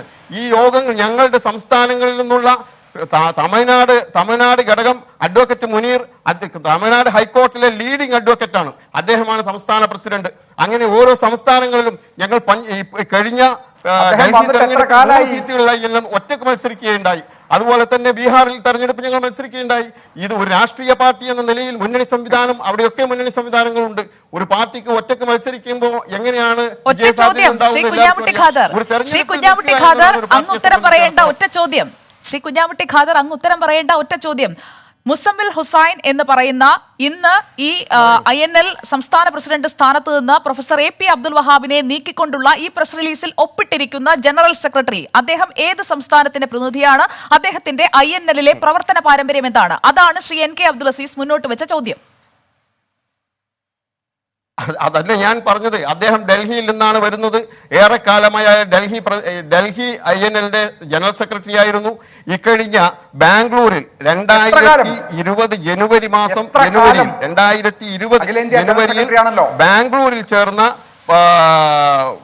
INL ദേശീയ സമിതിയാണ് അദ്ദേഹത്തെ ജനറൽ സെക്രട്ടറിമാരായ ഒരു ജനറൽ സെക്രട്ടറിയെ കൂടി ഉൾപ്പെടുത്തിക്കൊണ്ട് അദ്ദേഹത്തിന് ജനറൽ സെക്രട്ടറി സ്ഥാനം കൊടുത്തത്. ഞങ്ങളുടെ ഭരണഘടന അനുസരിച്ച് ഒരു സംസ്ഥാനത്തിന്റെ ഘടകത്തെ പോലും പിരിച്ചുവിടുവാൻ ദേശീയ വീണ്ടും സംശയം ഉന്നയിക്കുകയാണ്. ശ്രീ കുഞ്ഞാമുട്ടി ഖാദർ അങ്ങ് ഉന്നയിക്കുന്ന മറുപടികളിൽ അല്ലെങ്കിൽ അങ്ങ് പറയുന്ന മറുപടികളിൽ വീണ്ടും അതിൽ സംശയം അവശേഷിക്കുകയാണ്. എപ്പോഴാണ് ഈ ജനറൽ സെക്രട്ടറി INL എന്ന പാർട്ടിയിലേക്ക് വന്നത് എന്നുള്ള പ്രധാനപ്പെട്ട ചോദ്യം ശ്രീ NK അബ്ദുൽ അസീസ് ഇവിടെ മുന്നോട്ട് വെച്ചിട്ടുണ്ട്. ഒപ്പം ശ്രീ N ഷംസുദ്ദീൻ MLA-യുടെയും ശ്രീ A സജീവന്റെയും പ്രതികരണങ്ങൾ നമുക്ക് ഈ വിഷയത്തിൽ വേണം. കാരണം ദേശീയ തലത്തിൽ ജനറൽ സെക്രട്ടറി ഒരു സംസ്ഥാന പ്രസിഡന്റിനെ നീക്കുന്നു, എന്നാൽ ആ ജനറൽ സെക്രട്ടറിക്ക് ഈ പാർട്ടിക്കുള്ളിൽ യാതൊരു റോളുമില്ല എന്ന് ഒരു വിഭാഗം പറയുന്നു. എന്താണ് INL-ൽ സംഭവിക്കുന്നത്? ഇന്ന് പുറത്തിറങ്ങിയ ഈ അങ്ങോട്ടും ഇങ്ങോട്ടുമുള്ള പുറത്താക്കൽ ഉത്തരവുകളിൽ ഏതാണ് നിലനിൽക്കുക? അതിലേക്ക് നമ്മൾ വരും ചർച്ചയിലേക്ക്. This is 24 from Flowers Group. എൻകൗണ്ടറിലേക്ക് വീണ്ടും സ്വാഗതം. പാർട്ടിക്കുള്ളിലെ ഭിന്നത മറനീക്കി പുറത്തു വന്ന തെരുവിലെ കയ്യാങ്കളി. ഇനി എന്താണ് INL-ന്റെ പ്ലാൻ? നമ്മൾ ചർച്ചയിലേക്ക് മടങ്ങുകയാണ്. നമുക്കൊപ്പം INL-ന്റെ ഇരു വിഭാഗത്തെയും പ്രതിനിധീകരിച്ചുകൊണ്ടുള്ള ആളുകളുണ്ട്. ഒപ്പം മുസ്ലിം ലീഗ് നേതാവും MLA-യുമായ ശ്രീ N ഷംസുദ്ദീൻ, ഇടത് നിരീക്ഷകനായ ശ്രീ A സജീവൻ എന്നിവർ നമുക്കൊപ്പമുണ്ട്. ശ്രീ N ഷംസുദ്ദീനിലേക്കാണ് ഞാൻ വരുന്നത്. ഇരുവിഭാഗവും പറയുന്ന ആരോപണങ്ങളിൽ പ്രതിക്കൂട്ടിൽ കുറച്ചെങ്കിലും ലീഗ് നിൽക്കുന്ന ഒരു സാഹചര്യമാണ്. ഈ പാർട്ടിക്കുള്ളിൽ ഒരു പിളർപ്പുണ്ടാക്കി കൂടെ കൂട്ടേണ്ട സാഹചര്യമില്ല എന്ന് താങ്കൾ പറയുന്നുണ്ട്. പക്ഷേ ഈ ഒരു കയ്യാങ്കളി ഉണ്ടായ ശേഷമുള്ള പൊടുന്നനെയുള്ള പ്രതികരണം PK കുഞ്ഞാലിക്കുട്ടി MLA-യുടെ ഭാഗത്തു നിന്ന് വരുമ്പോൾ അതത്ര നിഷ്കളങ്കമല്ല എന്ന് കരുതേണ്ടേ സ്വാഭാവികമായും?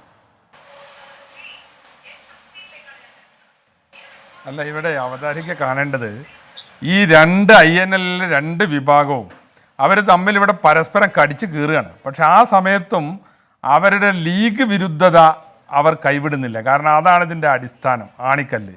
ഇന്ന് അവശേഷിക്കുന്ന INL എന്ന് പറയുന്നത് ലീഗ് വിരോധികളുടെ ഒരു കൂടാരമാണ്. അപ്പോൾ അതിൻ്റെ അടിസ്ഥാന ആദർശം എന്ന് പറയുന്നത് ലീഗ് വിരോധമാണ്. നാട്ടിലെ ലീഗിനെ ഒരിക്കലും ഉൾക്കൊള്ളാൻ കഴിയാത്ത കുറേ ലീഗ് വിരോധികളുണ്ട്. അതിൽ ആശയ ആദർശമൊന്നുമില്ല, അത് അസൂയയും കുനിഷ്ടും കുശുമ്പൊക്കെയാണ്. അങ്ങനെയുള്ള കുറേ ആളുകളുടെ ഒരു കൂടാരമാണ് ഈ INL. അപ്പോൾ അതുകൊണ്ട് അതിനകത്ത് ആർക്കാ കൂടുതൽ സ്വീകാര്യത കിട്ടണമെങ്കിൽ അവർ കൂടുതൽ ലീഗ് വിരോധം പറയണം. ഇവിടെ ഖാദറും അസീസും തമ്മിൽ പരസ്പരം കടിച്ചു കീറുകയാണ്. പക്ഷെ രണ്ടാളും കൈവിടാത്തൊരു സംഗതിയുണ്ട്, ലീഗ് വിരുദ്ധത. അതായിക്കോളൂ. ഞങ്ങളെ സംബന്ധിച്ചിടത്തോളം ഇപ്പം നിങ്ങൾ രണ്ട് കൂട്ടരും പറയുന്നത്, ഇവിടെ ഇരിക്കൂര് പറഞ്ഞു, കാസിമ് പറഞ്ഞു, വഹാബും കൂട്ടരും കുഞ്ഞാലിക്കുട്ടി സാഹിബ് പിന്നെ ട്യൂൺ ചെയ്തിട്ടാണ് ഇത് നടത്തുന്നതെന്ന്. തിരിച്ചിപ്പോൾ പിന്നെ കാസിമിൻ്റെ ആളുകൾ അസീസ് പറയുന്നത് ഇരിക്കൂരിനെ ലീഗിൻ്റെ ചാരനാണ് ഇതിനകത്ത് നിന്നാണ്. അപ്പോൾ അതൊക്കെ നിങ്ങൾ തമ്മിൽ തീർത്താൽ മതി. ഞങ്ങൾക്ക് അങ്ങനെ ഇതിൽ രണ്ട് കൂട്ടരെയും അങ്ങനെ ചാരന്മാരുണ്ടാക്കേണ്ട കാര്യമില്ല. പിന്നെ അടിസ്ഥാനപരമായി നിങ്ങൾ പറഞ്ഞ കാര്യങ്ങൾക്ക് ഇവിടെ ലീഗിന് എന്തോ തകർച്ച വന്നിട്ടുണ്ട്, INL വളരാൻ പോകണം. അസീസ് ഭയങ്കര ശക്തമായിട്ട് പറഞ്ഞു ഇത് കണ്ട് മനപ്പായസമൊന്നും ഉണ്ടായെന്ന്. പക്ഷെ ഞാൻ ചോദിക്കട്ടെ അസീസ്, ലീഗിന് ഇവിടെ ഒരു തെരഞ്ഞെടുപ്പിൽ ഇവിടെ LDF അധികാരത്തിൽ വന്നു, LDF-ന് അനുകൂലമായ വലിയൊരു തരംഗം ഉണ്ടായി. അതൊക്കെ വിശകലനം ചെയ്യേണ്ട കാര്യങ്ങളാണ്. RSS മുതൽ എല്ലാവരുടെയും പിന്തുണ കിട്ടിയ ഒരു ഇടതുപക്ഷ വിജയമുണ്ട്, അതിന് കോവിഡിൻ്റെ സാഹചര്യത്തിൻ്റെ ആനുകൂല്യമുണ്ട്, ഇതൊക്കെ ഉണ്ട്. അതിലും ലീഗിന് എന്ത് തകർച്ചയാണ് സംഭവിച്ചത്? 18 സീറ്റ് ഉണ്ടായിരുന്നു, ഞങ്ങൾക്ക് 15 സീറ്റുണ്ട്, 3 സീറ്റിൻ്റെ കുറവേ ഉള്ളൂ. മനസ്സിലായില്ലേ? അവിടെയൊക്കെ പലയിടത്തും ഞങ്ങൾ തോറ്റത് 300 വോട്ടിനും 400 വോട്ടിനും ഒക്കെയാണ്. പിന്നെ ഇവിടെ ചോദ്യം തെരഞ്ഞെടുപ്പിലെ പ്രകടനത്തെ കുറിച്ചല്ല ശ്രീ ഷംസുദ്ദീൻ. നമുക്ക് സമയം കുറവായതുകൊണ്ട് നമുക്ക് വിഷയത്തിലേക്ക് നേരിട്ട് വരാം. ഇടതുമുന്നണിക്കകത്ത് ശ്വാസം എടുക്കാൻ പോലും പറ്റാതെ പെട്ടുപോയ INL എന്നൊക്കെ പറഞ്ഞ് നിങ്ങൾ സഹതപിക്കുമ്പോൾ നിങ്ങൾ കൂടെ കൂട്ടാൻ ഒരുങ്ങുന്നു എന്നല്ലേ സ്വാഭാവികമായി ഞങ്ങളൊക്കെ കരുതൂ? അല്ല, കൂടെ കൂട്ടാൻ ഒരുങ്ങുന്നു എന്നല്ല ഞാൻ ചോദിക്കട്ടെ. ഈ കേരളത്തിൽ നമ്മുടെ ഇന്ത്യയിലായാലും രാഷ്ട്രീയമായി എതിർചേരിയിൽ നിൽക്കുന്ന ആളുകൾക്കിടയിൽ ഭിന്നിപ്പുണ്ടാകുമ്പോൾ ആ ഭിന്നിപ്പിനെ ആക്കം കൂട്ടിയോ ഒരു പക്ഷത്തെ കൂടെ കൂട്ടുക എന്നുള്ളതൊന്നും അങ്ങനെ നിഷിദ്ധമായ കാര്യമൊന്നുമല്ല. പക്ഷെ ഞങ്ങളിവിടെ അതിന് ശ്രമിച്ചിട്ടില്ല, അതിൻ്റെ ആവശ്യമില്ല. INL-ഉം ലീഗും തമ്മിലൊരു തുലനത്തിന് പോലും കേരളത്തിൽ സാധ്യമല്ല. ഒറ്റ ക്രൈറ്റീരിയ മാത്രമേ ഞാൻ പറയാം. നമ്മുടെ സംസ്ഥാനത്ത് പഞ്ചായത്ത് രാജ് സംവിധാനം വളരെ കണിശമാണ്. കൃത്യമായ രാഷ്ട്രീയ അടിസ്ഥാനത്തിൽ തെരഞ്ഞെടുപ്പ് നടക്കുന്നതാണ്. 2400 മെമ്പർമാരാണ് വിവിധ തദ്ദേശ സ്വയംഭരണ സ്ഥാപനങ്ങളിൽ കേരളത്തിലെ അടിത്തറയുള്ള ലീഗ് പാർട്ടിക്കുള്ളത്. ആ ലീഗിനേറ്റാണ് നിങ്ങൾ 25 മെമ്പർമാർ തികയാത്ത ഈ അസീസിൻ്റെയും കുഞ്ഞാമുട്ടിൻ്റെയും പാർട്ടിനെ താരതമ്യപ്പെടുത്തുന്നത്. അപ്പോൾ അങ്ങനെ ഒരു താരതമ്യം പോലും അസാധ്യമാണ്. അപ്പോൾ രാഷ്ട്രീയ എതിർചേരിയിൽ വിള്ളലുണ്ടാകുമ്പോൾ അതിൽ ഇറങ്ങി കളിച്ച് പിന്നെ രാഷ്ട്രീയ നേട്ടം കൊയ്യാൻ ശ്രമിക്കുക എന്നുള്ളത് നിഷിദ്ധമായ കാര്യമൊന്നുമല്ല. പക്ഷെ ഇവിടെ ഞങ്ങൾ നിഷിദ്ധമാണെന്ന് പറയുന്നുമില്ല. രാഷ്ട്രീയത്തിൽ നമ്മൾ അങ്ങനെയുള്ള പലതും കണ്ടിട്ടുമുണ്ട്. ശ്രീ ഷംസുദ്ദീൻ, സമയപരിമിതി കൊണ്ടാണ്. ശ്രീ എ സജീവനിലേക്ക് കൂടി പോകണം. സമയപരിമിതി കൊണ്ടാണ്. അവസാനമായി ഒറ്റ ചോദ്യം. അധികാരത്തിൽ തുടരുകയാണ്. താങ്കൾ പറഞ്ഞതുപോലെ അരമന്ത്രിയെങ്കിൽ അരമന്ത്രി, അത് അവരുടെ കയ്യിലുണ്ട്. 2.5 വർഷക്കാലം മന്ത്രിയാണ് ശ്രീ അഹമ്മദ് ദേവർകോവിൽ. അപ്പോൾ ഈ ഒരു പാർട്ടിയിൽ ഒരു പിളർപ്പുണ്ടാക്കി അതിലൊരു വിഭാഗത്തെ കൂടെ കൂട്ടാൻ അവർക്ക് സ്വാഗതം എന്ന് തന്നെയല്ലേ ഇന്ന് ലീഗിന്റെ പ്രമുഖ നേതാവും MLA-യുമായ ശ്രീ PK കുഞ്ഞാലിക്കുട്ടി പറഞ്ഞതിന്റെ അർത്ഥം? അല്ല, അതിൽ പിളർപ്പുണ്ടായി. അതിൽപ്പെട്ട ആളുകൾ, 2 പക്ഷത്തുമുള്ള ആളുകൾ മനം മടുത്ത് ഇന്ന് ആ പാർട്ടിയുടെ അവസ്ഥ കണ്ടാൽ ആർക്കാ മനം മടക്കാതിരിക്കുക? അങ്ങനെ മനം മടുത്ത ആളുകൾ ഈ പാർട്ടിയിലേക്ക് വന്നാൽ സ്വാഗതം. അതിലെന്താ, മുമ്പുള്ളവരൊക്കെ വന്നിട്ടുണ്ടല്ലോ. ഞാൻ പറഞ്ഞല്ലോ, ഇതിനു മുമ്പ് ഒരുപാട് പിളർപ്പുണ്ടായിട്ടുണ്ട്. പ്രധാനപ്പെട്ട ആളുകളൊക്കെ 2011 ഞങ്ങളെ കൂടെ വന്നു. 2016 ഒരു പിളർപ്പുണ്ടായില്ലേ? INL ഡെമോക്രാറ്റിക് എന്ന് പറഞ്ഞിട്ടൊരു പാർട്ടി ഉണ്ട്. ഇപ്പോൾ UDF-നെ പിന്തുണക്കുന്നവർ INL വേറെ ഉണ്ട്. ഇപ്പോൾ ഇതാ 2021 നെടുകെ പിളർന്നു. പ്രസിഡന്റ് വേറെ, സെക്രട്ടറി വേറെ. ഇനി ഞാൻ മനസ്സിലാക്കിയെടുത്തോളം ഒരു പിളർപ്പും കൂടി അതിൽ വരാണ്ട്, ഒരു മൂന്നാഞ്ചേരി ഉണ്ട്. ഇതിൽ രണ്ടിലും പെടാത്തൊരു മൂന്നാഞ്ചേരി വേറൊരു INL വരും. ഇടതുപക്ഷത്തിന് നാണോ മാനോ ഉണ്ടെങ്കിൽ ഇവറ്റെല്ലാം ഒഴിവാക്കുക വേണ്ടത്. ഈ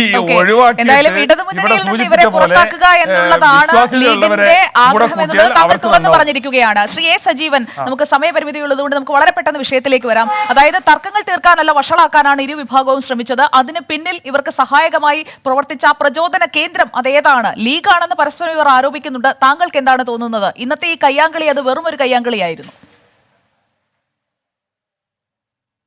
ലീഗിന് സ്വാഭാവികമായിട്ട് INL-നെ തകർക്കുക എന്ന് പറയുന്നത് തീർച്ചയായിട്ടും അവരുടെ ആഗ്രഹമായിരിക്കാം, അവരുടെ ലക്ഷ്യവുമായിരിക്കാം. കാരണം ലീഗിനെ വലിയ തലവേദന ഉണ്ടാക്കിക്കൊണ്ടാണല്ലോ 27 വർഷം മുമ്പ് ഈ പാർട്ടി രൂപീകരിക്കപ്പെട്ടത്. അപ്പോൾ സ്വാഭാവികമായിട്ടും അതിന് നാമാവശേഷം ആക്കുക എന്ന് പറയുന്നു. ഒന്നുകിൽ തങ്ങളുടെ പക്ഷത്തേക്ക് ആളുകളെ കൊണ്ടുവന്നിട്ട് PM സലാമിനെയും മറ്റുള്ള ആളുകളെ കൊണ്ടുവന്നവരെ ആ രീതിയിൽ അവർ തകർക്കാൻ ശ്രമിക്കും. ഇത് അവരുടെ ലക്ഷ്യം പൂർണ്ണമായിട്ടും നടപ്പാവുന്നുണ്ട്. പക്ഷേ അതേ സമയത്ത് ഈ ലീഗിനെ കുറ്റം പറഞ്ഞിട്ട് എന്താ കാര്യം? ഇവിടെ നടക്കുന്ന കാര്യം ലീഗ് വിളിച്ചു ഞങ്ങൾ പോകണോ നിങ്ങൾ പോകണോ എന്നുള്ളതല്ല ഇവർ തമ്മിലുള്ള തർക്കം. ഈ PSC മെമ്പറാവാൻ 40 ലക്ഷം കൈക്കൂലി വാങ്ങിയെന്ന് പറയുന്നത്, അഹമ്മദ് ദേവർകോവിലിൻ്റെ പേഴ്സണൽ സ്റ്റാഫിൽ ആരൊക്കെ വെക്കണം എന്നുള്ളത്, ഇതേപോലെ കിട്ടാവുന്ന ഇനി മറ്റ് ബോർഡുകളോ മറ്റ് കോർപ്പറേഷൻ്റെ അത്തരം കാര്യങ്ങളൊക്കെ ഉണ്ടാകുമ്പോൾ അതിൽ കിട്ടാവുന്ന ഇതിനെക്കുറിച്ച് പങ്കിനെക്കുറിച്ചുള്ള തർക്കമാണ് ഉണ്ടാകുന്നത്. അതിൻ്റെ പേരിലാണ് ഈ പ്രശ്നം മുഴുവൻ ഉണ്ടാകുന്നത്. പിന്നെ മന്ത്രിസ്ഥാനം കൊടുത്തതിനെക്കുറിച്ച് നേരത്തെ കുഞ്ഞാമിട്ടി പറഞ്ഞൊരു കാര്യം, ഞാൻ പറഞ്ഞത് PTI റഹീമിൻ്റെ വക്കാലത്ത് പിടിച്ചല്ല. PTI റഹീമിൻ്റെ പാർട്ടി 2019 നിങ്ങളുടെ പാർട്ടി ലയിച്ചു എന്നാണ് ഞാനൊക്കെ മനസ്സിലാക്കിയിട്ടുള്ളത്.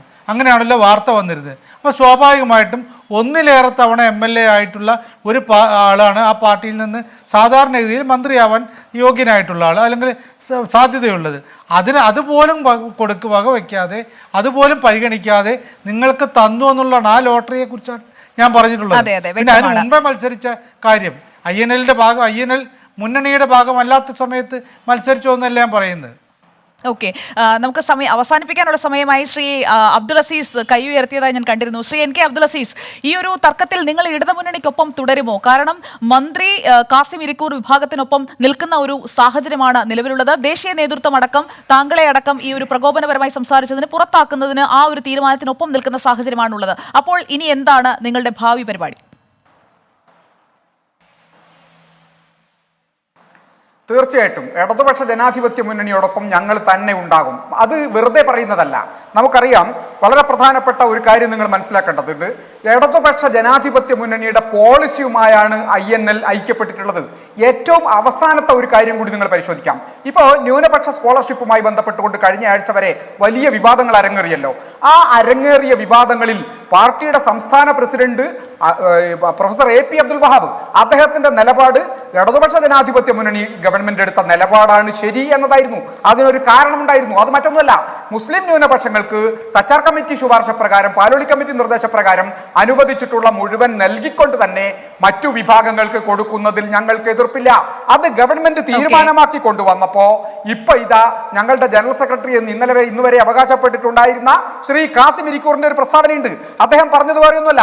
അദ്ദേഹം പറഞ്ഞത് ന്യൂനപക്ഷ സ്കോളർഷിപ്പും മതമൈത്രിയും കൂട്ടിക്കുഴയ്ക്കരുത് എന്ന് സർക്കാരിനോട് പറയുകയാണ്. എന്ന് പറഞ്ഞാൽ സർക്കാർ നിലപാട് തെറ്റാണ് എന്ന് പരസ്യമായി പറയാണ്. ശ്രീ ഷംസുദ്ദീൻ ഒറ്റ കാര്യം മനസ്സിലാക്കണം, മുസ്ലിം ലീഗ് ന്യൂനപക്ഷ സ്കോളർഷിപ്പുമായി ബന്ധപ്പെട്ട വിഷയത്തിൽ ഗവൺമെന്റിനെതിരായി എടുത്ത അതേ നിലപാട്, ആ നിലപാടാണ് കാസിം ഇരിക്കൂർ എടുത്തിട്ടുള്ളത്. അപ്പോൾ അവിടെയും എന്തൊക്കെയോ ചർച്ചകൾ നടന്നിട്ടുണ്ട് എന്നുള്ള ഒരു സൂചനയാണ് ശ്രീ എൻ കെ അബ്ദുൽ അസീസ് മുന്നോട്ട് വെക്കുന്നത്. സമയപരിമിതി കൊണ്ട് മാത്രം ഞാൻ ഈ ചർച്ചയിൽ ഒന്ന് ഇടപെടുകയാണ്. ഏതായാലും ഇതേ ചൊല്ലിയുള്ള വാദപ്രതിവാദങ്ങൾ, പരസ്പരമുള്ള ആരോപണ പ്രത്യാരോപണങ്ങൾ അത് വരും ദിവസങ്ങളിലും തുടരുമെന്നുള്ളത് ഉറപ്പാണ്. നമ്മൾ എന്തായാലും ഇന്നത്തെ ഈ മണിക്കൂറിലെ ഈ ചർച്ച നമ്മൾ ഇവിടെ അവസാനിപ്പിക്കുകയാണ്. പങ്കെടുത്ത 4 പേർക്കും നന്ദി. ഏതായാലും മുസ്ലിം ലീഗാണ് ചുക്കാൻ പിടിച്ചത് ഈ ഒരു പിളർപ്പിനെന്നുള്ള ആരോപണം ഇരു വിഭാഗവും അങ്ങോട്ടും ഇങ്ങോട്ടും ഉന്നയിക്കുന്നുണ്ട്. യഥാർത്ഥത്തിൽ എന്താണ് നടന്നതെന്നുള്ളതിന് ഒരു വ്യക്തത വരണമെന്നുണ്ടെങ്കിൽ കൂടുതൽ വിവരങ്ങൾ ഇരു വിഭാഗത്തിന്റെയും ഭാഗത്തു നിന്ന് പുറത്തു വരേണ്ടതുണ്ട്. അതിനായി നമ്മൾ കാത്തിരിക്കുകയാണ്. ഇന്നത്തെ എൻകൗണ്ടർ ഇവിടെ അവസാനിക്കുന്നു.